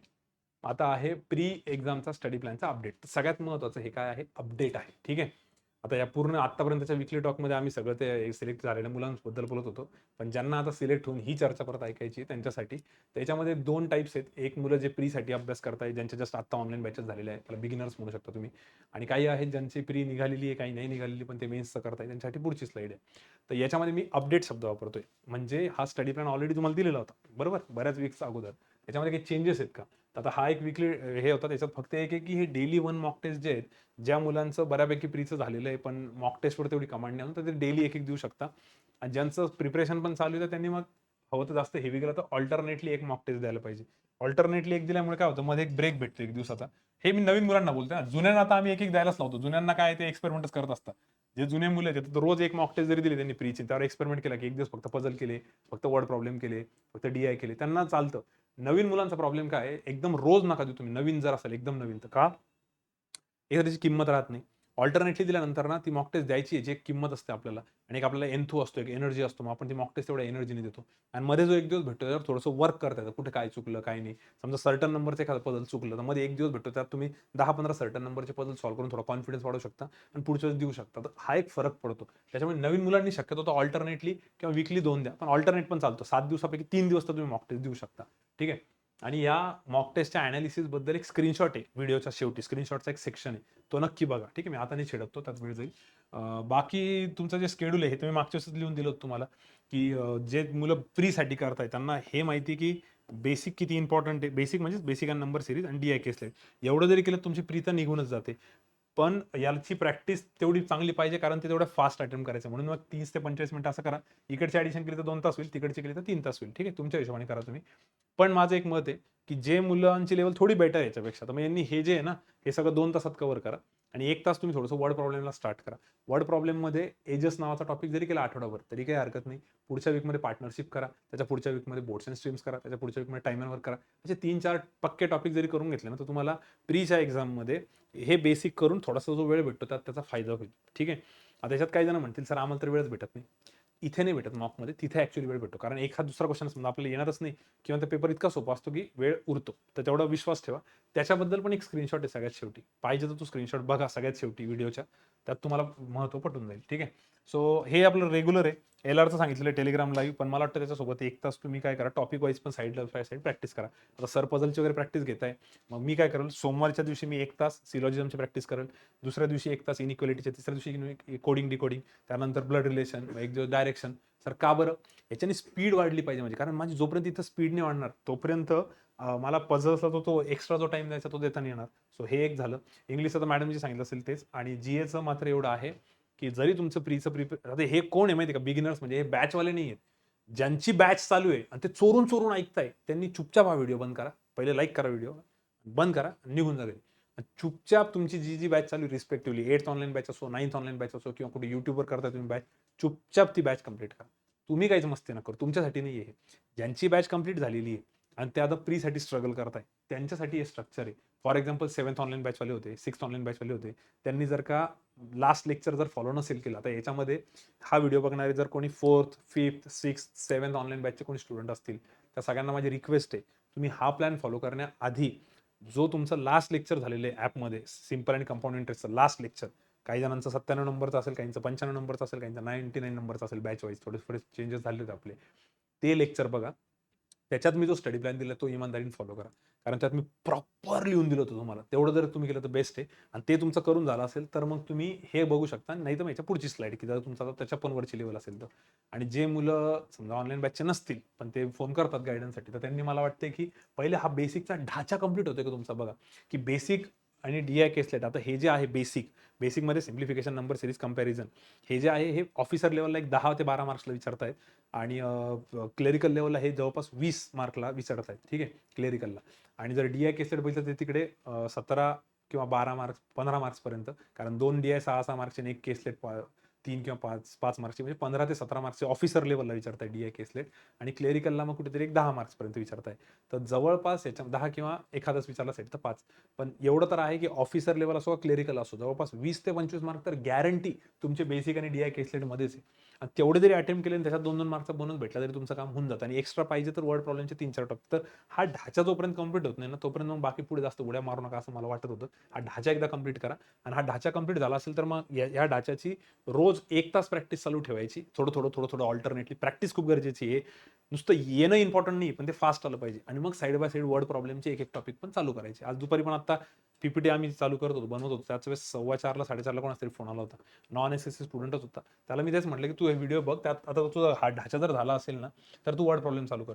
हे नसेल झालं, कारण हे तेवढं फास्ट आलं पाहिजे. मॉकमध्ये मग तुम्ही ते करू शकता. आणि मॉकचा मी शेवटी स्क्रीनशॉट दाखवणार आहे ना, तो ऐका, त्याच्याशी रिलेट करून सांगतो. बाकी इंग्लिश आणि जीएचं मात्र मला वाटतं तुमचं काही असो, जीएचं 1-2 तास तुम्ही चालू ठेवा. नाही काही तर बँकर्स अड्डाचा रोज आशिष गौतम सरांचा व्हिडिओ येतो तो, आणि एक अफेअर्स क्लाउडची लिंक येते तेवढी.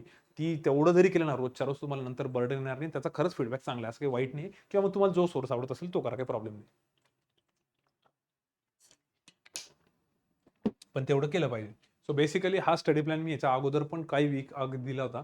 मागच्या वीकमध्ये बोललो होतो. तर मुलांचं म्हणत सर याच्यात काही चेंजेस आहे का? तर चेंजेस एक आहे, मी काही जणांच्यात ऑब्झर्व केलं की ऑल्टरनेट डेला एक मॉक टेस्ट द्या, कारण हे मी त्यात ऍड नव्हतं केलेलं. आणि बाकी इकडे मग थोडा टाइम वाढवला, कारण जर का प्रीचेच वांदे असतील. आता कसं झालं यावर्षी तर खूपच शॉक बसलेला आहे. यावर्षी म्हणजे असं त्याला काय म्हणतात ते, की काय काय शब्द असतो यार त्याला, याला की की किसके चोट पे काहीतरी असतं ना ते, हा डनके की चोट, काहीतरी काहीतरी आहे ना ते, म्हणजे असं ठोस 100% गॅरंटी आपण म्हणतो ना, काहीतरी आहे बाबा ते. नंतर तुम्ही कमेंटमध्ये टाका किसके चोट पे का दणके के काहीतरी आहे बाबा ते, सर सांगतात, मलाही नाही आठवते. तर त्याच्यात ते म्हणतात ना की 100% गॅरंटी यावर्षी तर कोणीच देऊ नव्हतं शकत कोणत्याच प्रीची. आता पोरांचा RRBचा रिझल्ट आला तर फोनवर बोलत होते. मग त्यांना म्हटलं, आता पुढचा IBPS POचं पण करा. ते IBPS POचा रिझल्ट नाही आला सर. म्हटलं, अरे पण येईल ना तुमचा. सांगता येत नाही म्हणे सर, यावर्षी तर काहीच खरं नाही म्हणे. पेपर चांगला गेलेला आहे, पण भरोसा नाही. त्याचा कॉन्फिडन्सच नाही. आता SBI POला बघितलं, असे काही काही रथी महारथी होते, ज्यांची आजपर्यंत एकही प्री नाही निघाली, फक्त SBI PO निघाली. इतके रथी महारथी होते, ज्यांच्या मागचे 2-3 रिझल्ट पण SBI POची प्रीच नव्हती निघाली. तर यावर्षी तर थोडीशी ती गडबड आहेच, का आपण शुअर नाही सांगू शकत कुठल्या याच्यावरती. तर त्याच्यामुळे मला असं वाटतं, की नवीन मुलांनी थोडा ढाचा पक्का करून ठेवा. कारण नॉर्मलायझेशन म्हणा, बाकीच्या गोष्टी म्हणा, थोड्याफार इकडे-तिकडे होतच चाललेलं आहे. तर त्यामुळे याच्यावर थोडासा एक एक्सेस भर द्या पहिले. ते एकदा ढाचा कंप्लीट करून घ्या. पण यावर्षी एवढं मात्र होतं, की ज्यांचं बेसिक DI केसलेटवर हँड आहे ना, त्यांची प्री आरामात निघू शकत होती. त्याच्यात काही ब्लंडर नाही झालेली. नाहीतर कधी-कधी काय व्हायचं, की तुम्हाला थोडे वर्ड प्रॉब्लेमची गरज लागायची. तर यावेळेस तसं नाही झालं, लकीली. ठीक आहे. तर तुम्ही हे तर चांगलंच करून ठेवा. बाकीचं तर आहेच. सो बेसिकली ज्याही मुलांनी मागच्या 2 वीकपासून प्रीचे प्लॅन्स फॉलो केलेले, त्यांना त्यात वेगळा काही अपडेट नव्हता. एक मला ह्याची एक अपडेट वाटली होती याच्या स्पीडसाठी. बाय द वे, हे सगळ्या गोष्टी ना स्टॉपवॉचवरती करा बरं का. एका लिमिट नंतर जर तुम्ही 2-4 दिवस केलं व्यवस्थित, नंतर तुम्हाला बोर झालं, तर प्लीज हे तुम्ही सगळं स्टॉपवॉचवरती करा. टायमर लावून, स्टॉपवॉच लावूनच करा. तर याची मजा येईल. आणि ॲनालिसिस सगळ्यांकडनं, ॲनालिसिसचा शेवटी स्क्रीनशॉट बघा. त्यात सांगतोच मी तुम्हाला काय ते. ठीक आहे. तो हे एक इम्पॉर्टंट राहील. बाकी तर मुलांनी काही वेगळी अपडेट दिली नाही, काही टेन्शन नाहीये. आणि ज्यांचं एक खूपच भारी झालं होतं, त्यांना मग मी म्हटलं होतं मेन्सचं करा. मेन्सचं काय सर? तर मेन्सचं हे आत्ता चालू झालंय. ठीक आहे. तर प्रीचं ओके. आता मेन्सचं. आता ज्यांचं ती स्टेज होऊन जाईल, त्यांनी मग काही दिवसानंतर याच्यावरती यायला हरकत नाही. बरं, पहिले तर जे मुलं हेच मेन्सचं करत होता, याच्यात पण मी फक्त अपडेट देतोय तुम्हाला. हा स्टडी प्लॅन ऑलरेडी मागच्या वेळेस दिलेला आहे. तर ज्या मुलांनी ते केलं, त्यांची काय रिएक्शन आहे, त्याचे पण आम्ही स्क्रीनशॉट ठेवलेले त्या रिएक्शनचे. पण शक्यतो मुलांची पहिली हीच रिएक्शन आहे, की यार काही म्हणजे मॉक टेस्ट तुम्ही द्यायला लावली, पण आम्ही लयच घाबरून गेलो, हे ते. आता कसं आहे, ते कधी ना कधी तर तुम्ही घाबरणारच. ते पेपरच्या एकदम 7-8 दिवस अगोदर घाबरण्यापेक्षा आत्ता घाबरले, त्याच्यावर आपल्याला वर्क तर करता येईल. आपल्याला कळलं तरी आपण कुठे लॅक करतोय. त्याच्यामुळे हे जे होतं weekly 2 mock test with detail analysis, हे काही मुलं करतायत, हे करत राहा. त्याच्यामध्ये जर तुम्हाला खूपच हेवी जात असेल, तर तुम्ही एक POची आणि एक क्लर्कची द्या, जेणेकरून ते बॅलन्स होऊन जाईल. आणि त्याच्यातही ऑलिव्ह असेल तर एक ऑलिव्ह आणि एक दुसरी कुठली तरी ठेवा. बँकरसाठी थोडीशी सोपी असते. प्रॅक्टिस मॉकची पण ओके, पण हॉलिवूडची जरा डेंजर असते. पण ठेवायला पाहिजे, काही हरकत नाही, कारण अनालिसिस करताना वगैरे शिकायला भेटतं. आणि GA, एक तर तुमचं हे शेड्यूल राहू शकतं, किंवा मग तुमचं शेड्यूल हे राहील. कारण ज्या दिवशी तुम्ही मॉक टेस्ट दिली मेन्सची, तो दिवस तर गेलाच तुमचा त्याच्यामध्ये. फक्त GA आणि त्याच्यामध्येच दिवस जाईल. आणि नाही तर मग दुसरा असं आहे, की बाबा ज्या दिवशी मॉक टेस्ट नाही, त्या दिवशी मग क्वांटचा 2 तास, लॉजिकचा 2 तास, इंग्लिशचा 2 तास आणि GAचा, हे असं एक शेड्यूल पाहिजे. आणि सेक्शनल टेस्ट समजा. हे मी मागच्या वेळेस शेड्यूल दिलेलं आहे पूर्ण डिटेलमध्ये. यात फक्त अपडेट काय आहे, तर मुलांचं असं म्हणणं होतं, की सर याच्यामध्ये आम्हाला फायदा असा झाला म्हणे, सुजित सर जे घेत आहेत म्हणे YouTubeवर, सुजित सर आणि ओम सर जे पण टेलिग्राम लाईव्ह घेत आहेत कॉन्टचं, त्याचा खरंच फायदा होतो. ते एक मुलांना सांगा. काहींचं म्हणणं होतं, की सर तुम्ही 4-5 जणांचा आम्हाला ग्रुप बनवा असं सांगितलं, आणि आम्ही आमच्या याच्यामध्ये ग्रुप बनवला आणि आम्ही टॉपिक वाईज चालू केलं. तर त्यांचं म्हणणं होतं, की आमचे 2 आठवड्यात 2च टॉपिक झाले, पण आता इतकी कमांड आलेली आहे, की बाबा या टॉपिकवर काही जरी विचारलं चालेल. आता जसं SBI POचा पेपर झाला काल, त्याच्यामध्ये सिंपल इंटरेस्ट कंपाऊंड इंटरेस्टवर छोटंसं एक केस DI विचारलं त्यांनी. पण त्याच्यापेक्षा सोपं ट्रेन्सचा प्रॉब्लेम होता. एकदम सिंपल प्रॉब्लेम, जो आपण ST करतो. मी आज दुपारीच ट्रेन्स शिकवला ॲक्च्युअली त्या मुलांना. त्यात पण त्यांना बोललो मी, की तो आहे. तो प्रॉब्लेम मी आता YouTubeवर घेणार आहे. तुम्ही बघा काही दिवसांनी. छोटासा DI होता, एक 3 क्वेश्चनचा. केसलेट म्हणता येईल, टाईम अँड वर्कचं, ट्रेन्सचं फक्त. तर ते बेसिक नॉलेज जरी असेल तुम्हाला, तरी ते एक जमू शकत होतं बरं का. आणि टाईम अँड वर्कचा पण होता. पण सगळ्या ठिकाणी बेसिक नॉलेजच लागतं. तर माझं असं मत होतं, की जर का त्या मुलांनी ज्यांनी सांगितलं होतं, मागचं आमचे 2 टॉपिक चालू नाही झाले, त्या 2 टॉपिकपैकी कुठल्या टॉपिकवर जरी असं काही विचारलं, तरी चालतं ना. तर तुम्ही असे 2-2 करत जरी पुढे गेले, एक 4-5 टॉपिक जरी चांगले केले, तरी काम होईल. तर हे मुलं चांगलं करतायत, टॉपिक वाईज प्रिपरेशन करताय. आणि ज्यांचं सगळ्या टॉपिकचं बऱ्यापैकी नॉलेज आहे, ते मग टॉपिक वाईज नाही करत आहे, ते टेलिग्राम लाईव्ह करताय. ते पण बेस्ट आहे. आणि ज्यांना भीती वाटते एवढ्या सगळ्या कॉम्पिटिशनमध्ये उतरायची, खरं तर उतरले पाहिजे. कॉम्पिटिशनमधून तुमची स्पीड खूप वाढेल. नाही तर मग YouTubeवरचे जे आपले जुने व्हिडिओज आहेत, किती आता 82 पर्यंत आलेत मला वाटतं. ते व्हिडिओज जरी बघितले तुम्ही, तरी सफिशियंट आहे. तर ह्याच्यात तर काही कोणाचा म्हणजे असा प्रॉब्लेम नाही. पण उलट तर मुलांनी हेच सांगितलं, की सर हे बरं झालं तुम्ही आम्हाला 2 तासाचं एक असं मटेरियल देऊन टाकलं म्हणे, की आता आम्ही भरकटत नाही. नाही तर आधी काय होत होतं, की नेमकं करू काय, सोर्सेसच समजत नव्हते. तर त्याच्यात ही मला पॉझिटिव्ह फीडबॅक भेटला याच्यामध्ये. अपडेटमध्ये हे LRचं तर टेलिग्राम लाईव्ह जिंदाबाद आहे. आणि YouTubeवरती सर घेताय, तर त्यात एक सरांनी आता नवीन काहीतरी चालू केलं वाटतं, की आधीच PDF देणार म्हणून. ते एक बघा. पण याला पण ना, जर तुम्ही YouTubeचे व्हिडिओज जर रेकॉर्डेड बघत असाल, तर त्याच्यात पण ज्या टाईममध्ये ते सॉल्व्ह करतात, त्या टाईममध्ये करण्याचा प्रयत्न करा. असं नाही, की पॉज करून मस्त बसले, पाय वगैरे पसरवून अर्धा तास, तसं नको व्हायला. ठीक आहे. इंग्लिशचा हां, याच्यातमध्ये मला एक पॉईंट सांगायचा आहे. इंग्लिशच्या याच्यामध्ये सगळ्यात मेन, मी सेंटरवरती पण नितीन भेटला, तर त्याला पण तिथे बोललो, पण आता ते एक्झामला जायचं जस्ट आधी बोललो, त्याच्या डोक्यात किती ते आलं, नाही आलं. पण त्याच्याशी बोलून मला एक लक्षात आलं, की जो त्याचा पॉईंट काय होता, आणि बाकीच्या मुलांशी पण जेव्हा कॉन्फरन्सवरती बोलणं होते बाकीच्या ग्रुपसोबत, आता कॉन्फरन्समुळे खरं ॲक्च्युली तुमचं सगळं लटकून बसलेले पोस्टर वगैरे, पण आता ते होतील 2-3 दिवसामध्ये आम्ही ते सगळे कामं पटापटा करतो. वेळच नाही भेटू लागलाय. तर त्या मुलांशी बोलल्यानंतर एक कळतंय सगळ्यांच्या मनात, की यार सर इंग्लिशचा ते जे फिअर येऊन बसलंय त्यांना, ते इंग्लिशचा अभ्यास नाही करत असं नाही. इंग्लिशचा अभ्यास करताय, पण फिअरच खूप आहे. खूपच भीती आहे. पेपरला म्हणजे जायच्या आधी पण आहे आणि रिझल्ट लागल्यानंतर सगळं ब्लेम इंग्लिशवरतीच टाकताय, की इंग्लिशनेच असं केलं, तसं केलं. अभ्यास करता येते. माझं त्याच्यावर एक म्हणणं आहे, की तुम्ही काय करा ना, तुमचा जो कोणी XYZ पर्सन असेल, ज्याचा तुम्ही स्टडी प्लॅन फॉलो करताय इंग्लिशचा किंवा तुमचा एखादा सीनियर असेल किंवा फातिमा मॅडम आहेत किंवा जे काही, तर तुम्ही मॅडमसोबत, त्या सीनियरसोबत, त्या मेंटरसोबत थोडंसं ना टचमध्ये राहा. इंग्लिशबद्दल त्या बोला. त्यांना फीडबॅक द्या, की मी इंग्लिश हे करतोय. याच्याने कॉन्फिडन्स खूप वाढतो. कारण हा एक्सपेरिमेंट आम्ही काही मुलांवर केला होता ना, त्यांचं काय होतं एक्झामला गेल्यानंतर ते कॉन्फिडन्स होतं, की यार मॅडम सोबत मी डिस्कस केलेलं आहे. मॅडमनी मला बॅक केलेलं आहे आणि तेच आन्सर मी जे 40 सेकंदात टिक करतोय, ते इथं आता मी 30 सेकंदात टिक करतोय. आणि मेन म्हणजे माइंडसेट. जसा तुमचा एखादा रिझल्ट आला समजा, फॉर एक्झाम्पल एखादा रिझल्ट आला, तर त्या रिझल्ट नंतर जेव्हा मुलं दुसरी एक्झाम देतात ना, तर इतकं बिंदास पेपर देतात. कारण एक रिझल्ट आलाय भाई, आपल्यात पण दम आहे. आणि तेच हुशार खूप असतात, पण कधी-कधी 2-2 मार्कने रिझल्ट जातात, तर तेच विचारत राहतात, की माझे रिझल्ट जाईल म्हणून. सो हा एक खूप डिफरन्स क्रिएट करतो. आता रिझल्ट ज्यावेळेस येईल त्यावेळेस आपण बघू समजा ती गोष्ट. पण सध्या तुमच्या हातात एवढं आहे, की तुमच्याकडे जे कोणी XYZ मेंटॉर आहे, त्यांच्याशी तुम्ही ते बोलून त्या गोष्टी क्लिअर करू शकता. याच्याशी रिलेटेड पण मी एक स्क्रीनशॉट बरोबर काढून ठेवला होता पुढे. आहे तो सगळ्यात शेवटी. पण मला असं वाटतं तुम्ही फातिमा मॅडमला थोडंसं भेटा. आता जे मुलं सॅटर्डेला मॅडमला भेटले होते, मॅडम सॅटर्डेला असतात बघा ह्याच्यावरती क्लासवरती. त्यांची पण रिएक्शन खूप भारी होती, की सर आता आम्ही करत तर होतोच म्हणे आधी पण हे. पण मॅडमला भेटल्यानंतर एक कॉन्फिडन्स येऊन गेला, की चला आपण बरोबर राईट ट्रॅकवरती आहे की नाही. तर हे मॅडमला भेटा किंवा मग जे कोणी XYZ सीनियर असतील, ज्यांनी तुम्हाला स्टडी प्लॅन सांगितला किंवा जे मुलं आधी क्लासचे असे होते, ज्यांचं इंग्लिश वीक होतं, पण मग नंतर त्यांनी इंग्लिशवर वर्क केलं. त्यांच्याशी बोला आणि ते फॉलो करून त्यांना ना फीडबॅक देत राहा. असं नाही की फक्त मनातल्या मनात ठेवायचं. कारण इथं तुमच्या त्या फीलिंग्ज बाहेर निघाल्या पाहिजे. आणि मी खूप वेळा सांगितलं, की कॉम्पिटिटिव्ह एक्झामचं कसं आहे ना, याच्यामध्ये 10वी-12वी सारखं नाही आपलं किंवा ग्रॅज्युएशन सारखं नाही, की दर 4-6 महिन्याला सिलेबस चेंज होतोय. नवीन सब्जेक्ट येतोय, तो सब्जेक्ट गेला. हे तेच रटाळ करावं लागतं. त्यामुळे तुम्हाला इथं ना ओपन अप होणं खूप गरजेचं आहे. शेअर करणं खूप गरजेचं आहे. मग तुम्ही कोणासोबतही करा, पण हे थोडंसं ना डिस्कस करा, की यार मी बरोबर करतोय का? त्यात अजून 1-2 गोष्टी सांगतो. डिस्कस करा म्हणजे तुम्ही असंही करू शकता. आता तुम्हाला 1000 वेळा मॅडमनी सांगितलेलं आहे, की इंग्लिशचं आर्टिकल वाचत जा. त्या आर्टिकलचा GST बनवा किंवा समरी बनवा किंवा त्याच्यावरती डिस्कशन करा. तर किंवा मॅडमला पाठवा. मॅडम स्वतः चेक करतात. आता कितीतरी फॅकल्टीज आहेत त्यासाठी. या सगळ्या गोष्टी तर तुम्ही कराच. नाही काही तर एकदम सोपं. तुमचा जो कोणता छोटासा ग्रुप असेल, त्या ग्रुपमध्ये तुम्ही इंग्लिश सगळेजण 2-2 तास करताना सकाळी तुमचा स्टडी प्लॅन ऐकतो मी बऱ्याच जणांचा कॉन्फरन्सवरती. स्टडी प्लॅन कसा असतो? सर सकाळी 7 ते 9 आम्ही इंग्लिश करतो आमचं.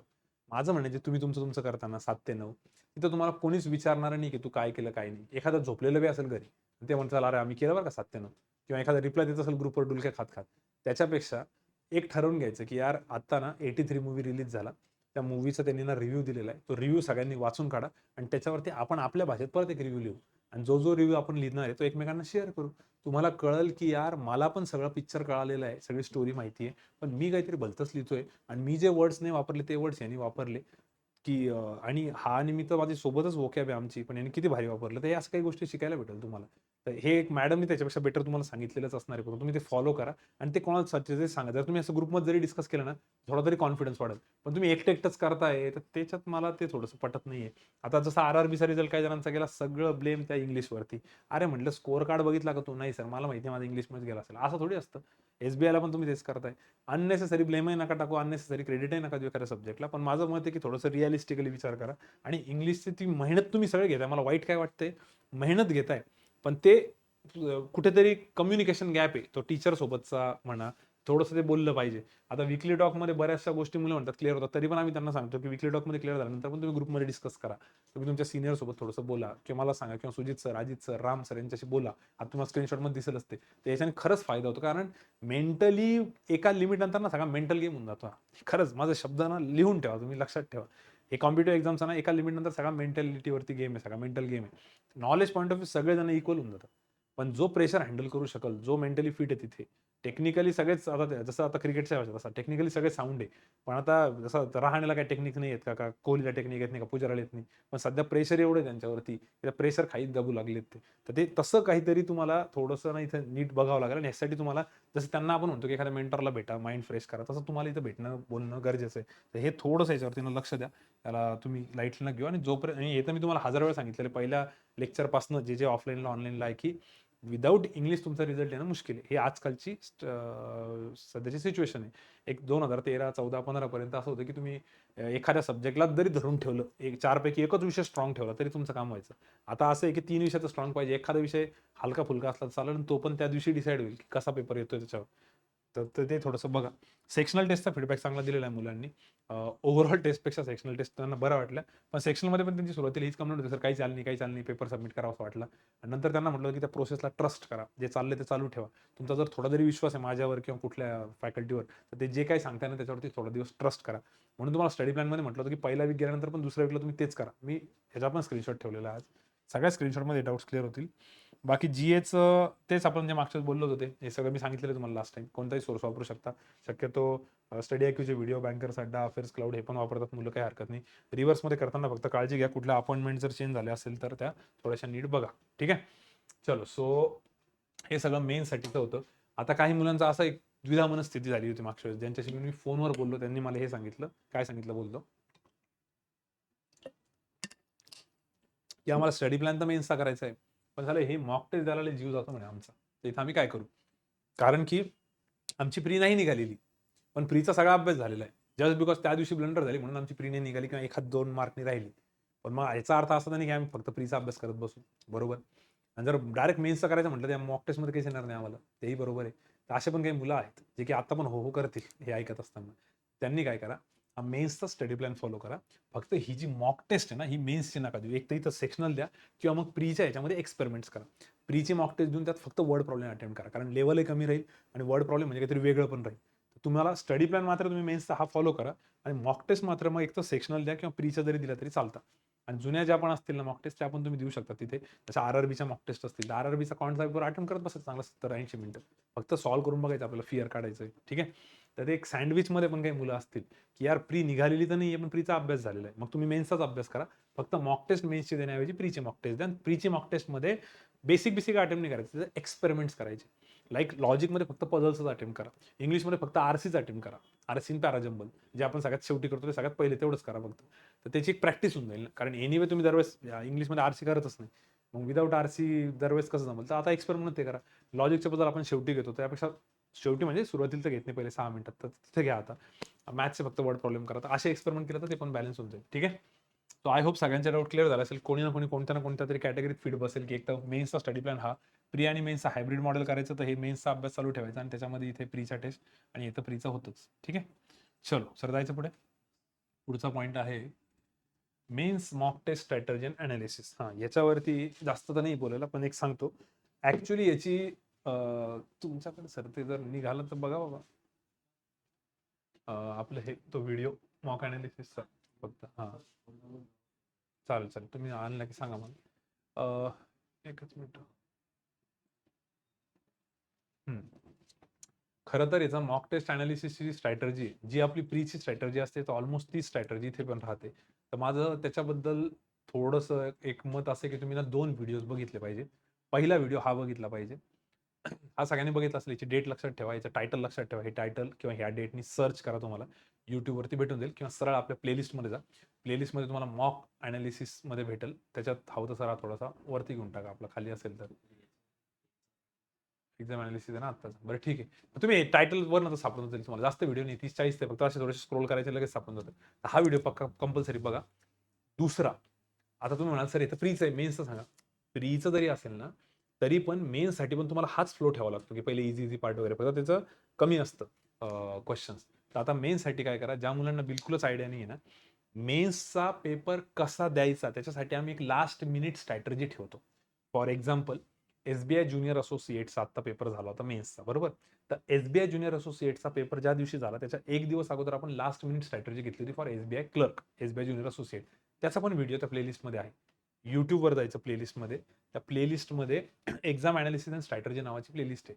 तर तुम्हाला जी तुम्ही एक्झाम देताय, फॉर एक्झाम्पल तुम्ही आता IBPS क्लर्कचा देताय, तर IBPS क्लर्कचा पण एक दिवस अगोदरचा व्हिडिओ असणार आहे मागच्या वर्षीचा, तो त्या याच्यात आहे.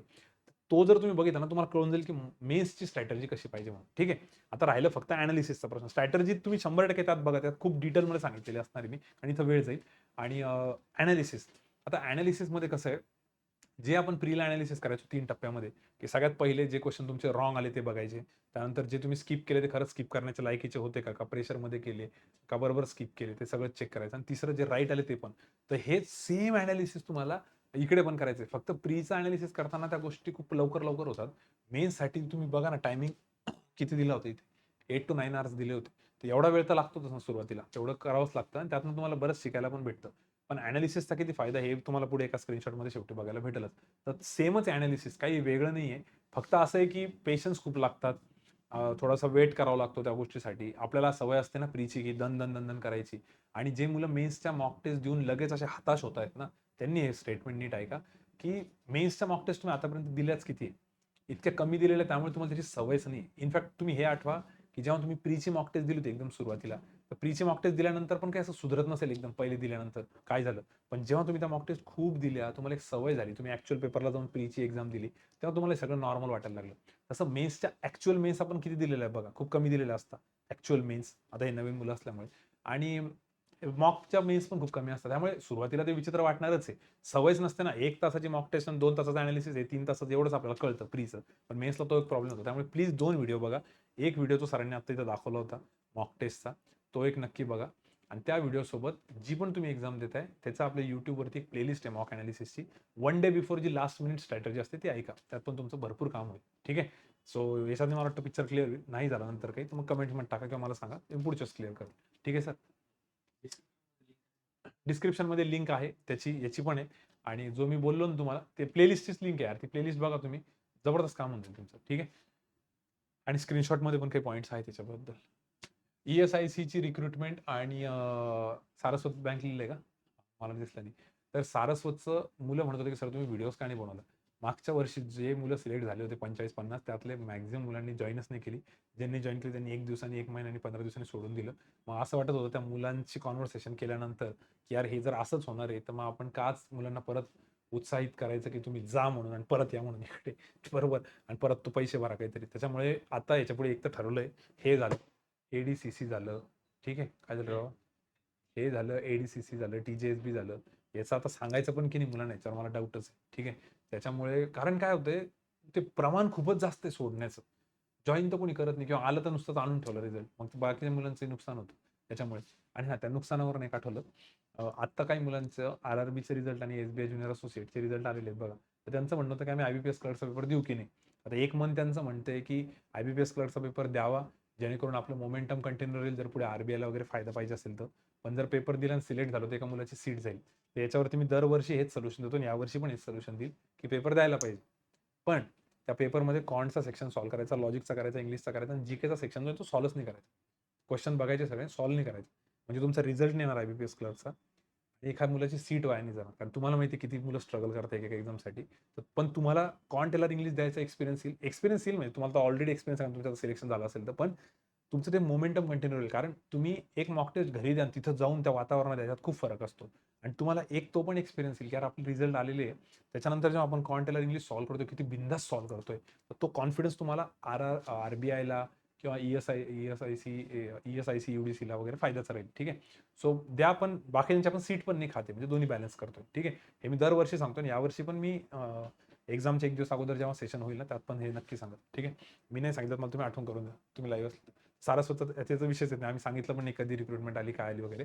आणि याचं जे आहे ESICचं रिक्रुटमेंटचा त्याचा व्हिडिओ 3-4 दिवसात बनवतो. कारण इतके कामं लागलेले आहेत मागं आणि याचं लगेच सध्या कुठलाही फॉर्म फिलिंग नाहीये. कारण सॅटर्डेचा दिवस फक्त तो रिझल्ट आणि ते फोन त्याच्यावरच गेलं मुलांचे. ते ग्रुपही रात्री बनवावा लागला, मेसेजही उशिरा टाकला. फक्त फोनवरतीच बोलणं कारण मुलांचे ते इमोशन्स असतात. आणि मेन म्हणजे जे मुलांचं नाही आलं त्यांच्याशी पण बऱ्याच जणांशी बोलणं झालं. सगळ्यांशी तर नाही झालं, पण बऱ्याच जणांशी. तर त्यांना ते कूल करणं गरजेचं होतं. त्यामुळे ESI सिरीजचा 3-4 दिवसात व्हिडिओ येईल आरामात येईल आणि त्याचं अजून फॉर्मचं चालू पण नाही झालेलं. तर काहीच काळजी नका करू. आणि जुन्या मुलांची फीडबॅक पण घेऊ. कारण काही मुलांचे फीडबॅक थोडेसे वेगळे आले ESICसाठी. शॉकिंगली. ते परत आता तेच की ते कोणतं लोकेशन आहे काय याच्यावरती. कारण एक मुलगी आहे जी मुंबईला आहे आणि ती म्हणते की मी IBPS क्लर्कसाठी प्रिपेअर करणार आहे आत्ता. तिला म्हटलं तू ऑलरेडी EPF SSA मध्ये वाटतं ती. तू कशाला करणार आहे? तिचा तो प्रॉब्लेम आहे थोडासा. तो पण मी या व्हिडिओमध्ये क्लिअर करेल की कुठल्या याचा काय. पण तो व्हिडिओ येईल त्यात बारीक-बारीक तुमचे सगळे डाउट्स क्लिअर होतील. कोणी फॉर्म भरायचा, सिलेबस कसा आहे, अभ्यास कसा करायचा काय. तोपर्यंत जी बॅच चालू जो अभ्यास चालू तो चालू ठेवा. ठीक आहे? चला सर जाऊ पुढे. बरं. हां. अरे वा, स्क्रीनशॉट्स आहे आता डायरेक्ट. ओके, एक सेकंद. आमचे स्क्रीनशॉट्स येतील तोपर्यंत मी पण मोबाईलमध्ये स्क्रीनशॉट बघतो. एकच सेकंद.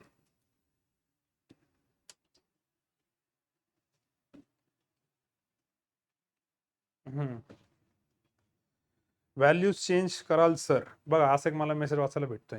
ठीक आहे, व्हॅल्यूज चेंज कराल तर ते भरपूर मुलं असे ज्यांना खूप छान छान DI केसलेट सापडतात, ते पाठवतात आपल्याला आणि त्यानंतर फक्त व्हॅल्यू चेंज करून घ्या. की आता SBI POचं आम्ही तसं करणारच आहे, नक्की घेऊ. चला मग स्क्रीनशॉट चालू करून देऊ. त्या साईडला हां, कोणता आहे पहिला? ओके, हाच सिक्वेन्स आहे ना मग जो मी त्याला दिला आहे. ठीक आहे, हे बघा पहिला जो आहे सर, IBPS क्लर्क मेन्सची टेस्ट देत आहे, खूपच कमी मार्क्स येत आहेत सर, काय करू समजत नाहीये.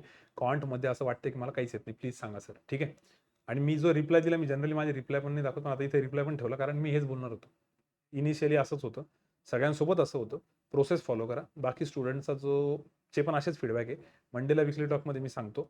तोपर्यंत तेच शेड्यूल फॉलो करा. फुल लेंथ ऐवजी सेक्शनल टेस्ट द्या. ठीक आहे, जे मुलं आधी सिलेक्ट झाले त्यांची पण अशीच बोंब व्हायची. त्यामुळे तुम्ही प्लीज, मी जे म्हटलं ना, तुम्ही जर ट्रस्ट करताना त्या प्रोसेसवरती ट्रस्ट करा. हळूहळू हळूहळू तुम्हाला ती आयडिया यायला लागेल. असा खूप जणांचा फीडबॅक आहे. पण ह्या गोष्टी जेव्हा तुम्ही शेअर करताना तेव्हा तुम्हाला बरं वाटतं आणि ते करण्यात मजा येते. नाही तर पोरं तिकडंच सदम्यात कोम्यात निघून जातात. ठीक आहे, तसं नको व्हायला. त्याच्यामध्ये वेगळं काहीच नाही आहे. मला वाटतं आपण जो प्लॅन बनवला होता तो बरोबरच आहे. त्यात हळूहळू हळूहळू तुम्ही त्याला यूज टू व्हाल. फक्त असं आहे की जर कंटिन्युअस ऑलिव्ह देताय तर मग त्याच्याऐवजी काहीतरी एखादी दुसरी द्या. थोडंसं PO लेवलची देत असाल तर थोडी क्लेरिकल लेवल देऊन बघा. थोडंसं असं काहीतरी चेंज करा आणि प्लीज बाकीच्यांसोबत डिस्कस करा, जे तुमचे मित्र-मैत्रिणी देत आहेत. मग ते सांगतील की अरे मलाही पण असं वाटत होतं, पण नंतर मग मी सेक्शनल टेस्ट दिली. तिथून थोडा कॉन्फिडन्स गेन केला आणि मग सेक्शनल टेस्ट नंतर मी फुल लेंथ टेस्टवरती शिफ्ट झालो. असं पण होईल. पण पहिले एक फुल लेंथ टेस्ट तर मी तुम्हाला द्यायलाच लावली. त्याच्यात तर काही वाद नाही. का? कारण एक फुल लेंथ टेस्ट दिल्याशिवाय त्याचं गांभीर्य येत नाही, की किती आपल्याला करायचं. नाही तर मग पूर्ण एकदम हवेत राहतं. ठीक आहे, क्लिअर? पुढचं सर. हां. ओके. सर, मी तुम्हाला 5-6 दिवस आधी कॉल केला होता, हे नीट ऐका. घरी थोडा इश्यू आहे, त्यामुळे स्टडी होत नव्हता. पण सर तुम्ही म्हणाले होते, की प्रॉब्लेम येतच असतात, थोडा वेळ जाऊ दे. आणि सर आता सगळं ठीक झालेलं आहे आणि स्टडी पण व्यवस्थित चालू आहे. त्यामुळे बरेच जण लगेच जे टोकाचं डिसिजन घेतात ना, ते टोकाचं डिसिजन नका घेत जाऊ. थोडा वेट करत जा. तुम्ही जर तो मूव्ही बघितला असेल, तर किती रिलिव्हंट आहे माहीत नाही एक्झाम्पल, बट ये जवानी है दीवानीमध्ये दीपिका पादुकोण ते याला म्हणते बघा, रणबीरला, म्हणजे बनीला. ठीक आहे, ते पाण्यात पाय टाकून बसलेले असतात आणि त्यावेळेस ते म्हणते की थोडा वेळ दे, पाणी बरोबर स्थिर होऊन जाईल. तो डायलॉग खूप डीप आहे, तो कळायला पाहिजे. जसं आयुष्यात कधी कधी अशा गोष्टी होतात, पण थोडासा वेळ द्यायचा, बरोबर गोष्टी सेटल होतात, थोडासा टाइम लागतो. ठीक आहे, तर लगेच पुढे मेसेज होता की थँक्यू सर, आणि मी खूप जास्त डिस्टर्ब झालं होतं म्हणून तुमच्यासोबत बोलले, पण बरं वाटलं वगैरे वगैरे. मी हे सांगतो की तुमचे मित्रमैत्रिणी आहेत जवळचे, कोणी सिनियर आहेत, कोणी ना कोणी तर असेल, त्यांच्यासोबत हे शेअर करा. मेंटॉर आहेत, तर ह्याच्याने बरंच तुम्हाला क्लिअर होतं आणि मग थोडा अभ्यास करायला बरं वाटतं. कारण नाहीतर मग हे कॉम्पिटिव्ह एक्झाममध्ये असंच होतं की थोडं तुम्हाला एक गरज लागतेच. ठीक आहे सर, ऑलिव्ह टेस्ट सिरीजचे अनाउन्समेंट कराल, हेच आहे का? मेन्स हे मला वाटतं अनिल सर बोलले मला आज. बऱ्याच मुलांचे मेसेज आले, मागच्या वेळेस आम्ही अनाउन्समेंट केली होती, तर याचं लगेच क्लिअर करतो. ठीक आहे, आणि काही मुलांचं मध्येच म्हणणं होतं की सबस्क्रिप्शन कट झालं, ते कदाचित न्यू इयरमुळे त्यांच्याकडनं झालं असेल. तसं काही झालं असेल तर अनिल सरांशी तुम्ही बोलून घ्या. मी आता सेशन नंतर अनिल सरांशी बोलतो आणि ते टाकून देतो. ठीक आहे, पुढचा नाव कट केलेलं आहे का? रेड. हां. Hello sir, 6th online batch. तर माझा 19ला IBPS क्लर्कचा पेपर झाला. ओव्हरऑल 80 अटेम्प्ट झाले. कॉन्ट इतका, एलआर इतका, इंग्लिश इतका. सर कॉन्टमध्ये फर्स्ट टाइम रिअल पेपरमध्ये इतके जास्त अटेम्प्ट झाले आणि सुजित सरांनी सांगितल्याप्रमाणे मी वर्ड प्रॉब्लेमचं प्रिपरेशन केलं होतं. 2च टॉपिक्स झाले होते सर माझे, एजेस आणि पार्टनरशिप, बट त्या दोनही टॉपिकमुळे माझे 2 अटेम्प्ट जास्त झाले. सरप्राइझिंगली माझे दोन्ही करेक्ट पण आले. ठीक आहे, सुजित सरांना नेहमीच मी माझ्या मॉक टेस्टचे स्कोर सेंड करायची. सरांनी प्रॉपर गायडन्स केलं सर, त्यामुळे दोन्हीमध्ये इन्क्रीज वगैरे झालं. मी हे सांगतोय, तुम्ही ज्या पण मॉक टेस्ट देताना तर तुम्ही फॅकल्टीसोबत डिस्कस करा. आता जे मुलं बाहेरगावचे त्यांनी सुजित सर, ओम सर, राम सर यांच्याशी तुम्ही फोनवरती कॉन्टॅक्ट करा. जे मुलं औरंगाबादला आहे त्यांनी जाऊन अजित सरांना तिथं पर्सनली भेटा. अजित सरांना 1-2 मॉक टेस्ट अनालिसिस दाखवा. याच्यातनी ट्रिमेंडस फरक पडेल तुम्हाला. डाऊट्स क्लिअरिंगचे ऑफलाईनचे टायमिंग्स पण चॅनलवरती टाकलेले असतात टाइम टेबलमध्ये, तो टाइम टेबल बघा. आणि हा अजून एक गोष्ट, जे कोणी मला कॉल करते ना त्यांनी प्लीज टाइम टेबल बघून कॉल करत जा. बऱ्याच वेळेस पोरं लेक्चरच्या टाइममध्ये कॉल करतात. म्हणले अरे टाइम टेबल कसे बघत नाही? तुमची बॅच काही दिवस आधीच झालेली. तुम्हाला हे तर माहिती नाही की तुमची बॅच चालू असताना आम्ही कोणाचे फोन उचलायचो का? मग दुसऱ्या बॅच चालू असताना तुमचे फोन कसे उचलणार आहे? तर टाइम टेबल बघून कॉल करत जा, रिस्पेक्ट टू टीचरला. आणि माझा एक पॉईंट मी परत सांगतो, जर कोणी ऐकतंय नवीन तर, की मला प्लीज टेलिग्राम आणि व्हॉट्सअपला मेसेज करू नका. ते मी कोणत्या स्टुडंटसाठी वापरत नाही.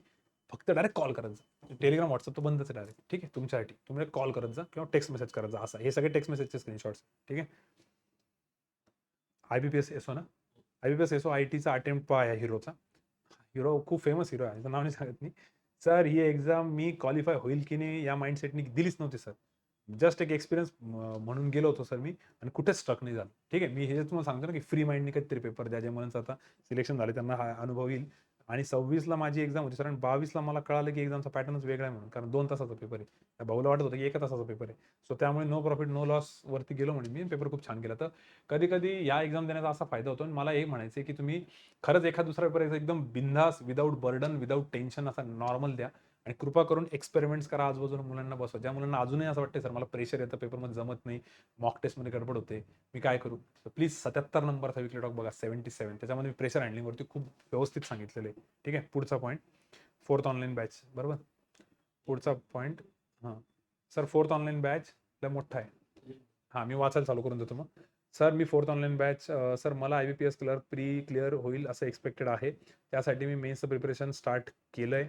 आधीच्या वीकमध्ये सांगितल्याप्रमाणे, वीकली टॉकमध्ये सांगितल्याप्रमाणे मी मेन्सच्या मॉक टेस्ट देऊन बघितल्या 2020ची. त्यामध्ये इंग्लिशच्या सेक्शनला 84% आला, क्वांटेलाला 70-70च आला सर. एवढा कमी माझा कधीच प्रीला पण नव्हता आलेला. एवढा माझा प्रीला कधीच नाही आला, कमीच म्हणायचं असेल त्याला.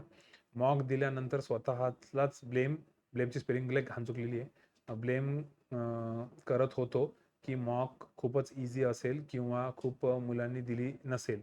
ठीक आहे. ओके. स्वतःला नव्हतं ब्लेम, स्वतःलाच ब्लेम करतो. ओके, ठीक आहे. नेहमीप्रमाणे मी सॅटर्डेला जाऊन मॅमला मॉक हे ऐका. नेहमीप्रमाणे मी सॅटर्डेला जाऊन मॅमला मॉक टेस्ट दाखवलं. इंग्लिशचं पर्सेंटाईलबद्दल बोललो. मॅम म्हटल्या की प्रीच्या मॉकची स्ट्रॅटर्जी आणि प्रीच्या डिटेल ॲनालिसिसमुळे असा फायदा झाला. ओके. खरंच मॉक ॲनालिसिस आणि सेल्फ ॲनालिसिसमुळे खूप जास्त फायदा होतोय. सर्व स्टडी नीट चालू आहे आणि GAचे स्टॅटिक किंवा मंथचे डेज लक्षात राहण्यासाठी ऑडिओ बनवून ऐकत राहतो सर मी. त्याचा पण मला खूप जास्त फायदा होतोय आणि वगैरे वगैरे.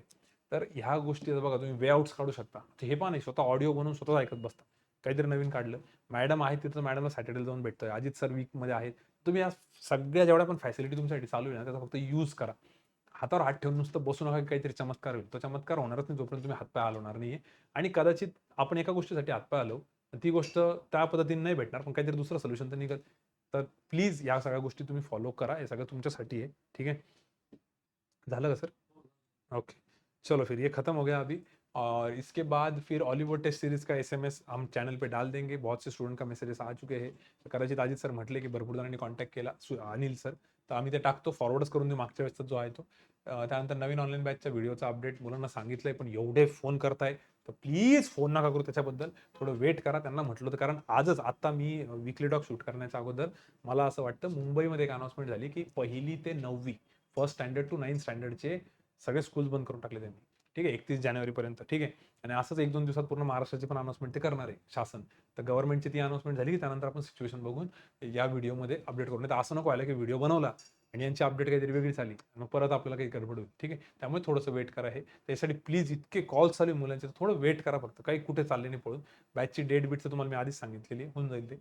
आणि मोटिवेशनल व्हिडिओज आणि पिक्स बऱ्याच मुलांनी पाठवले होते. त्या सगळ्यांनी मला मेसेज पण केलेला की सर तुम्हाला एक व्हिडिओ, एक मोटिवेशनल फोटो पाठवलेला आहे, तेवढा शेअर करा. तर मी आज हे वीकली टॉक अपलोड झाल्यानंतर ते शेअर करतो टेलिग्रामवरती, काहीच काळजी नका करू. ठीक आहे.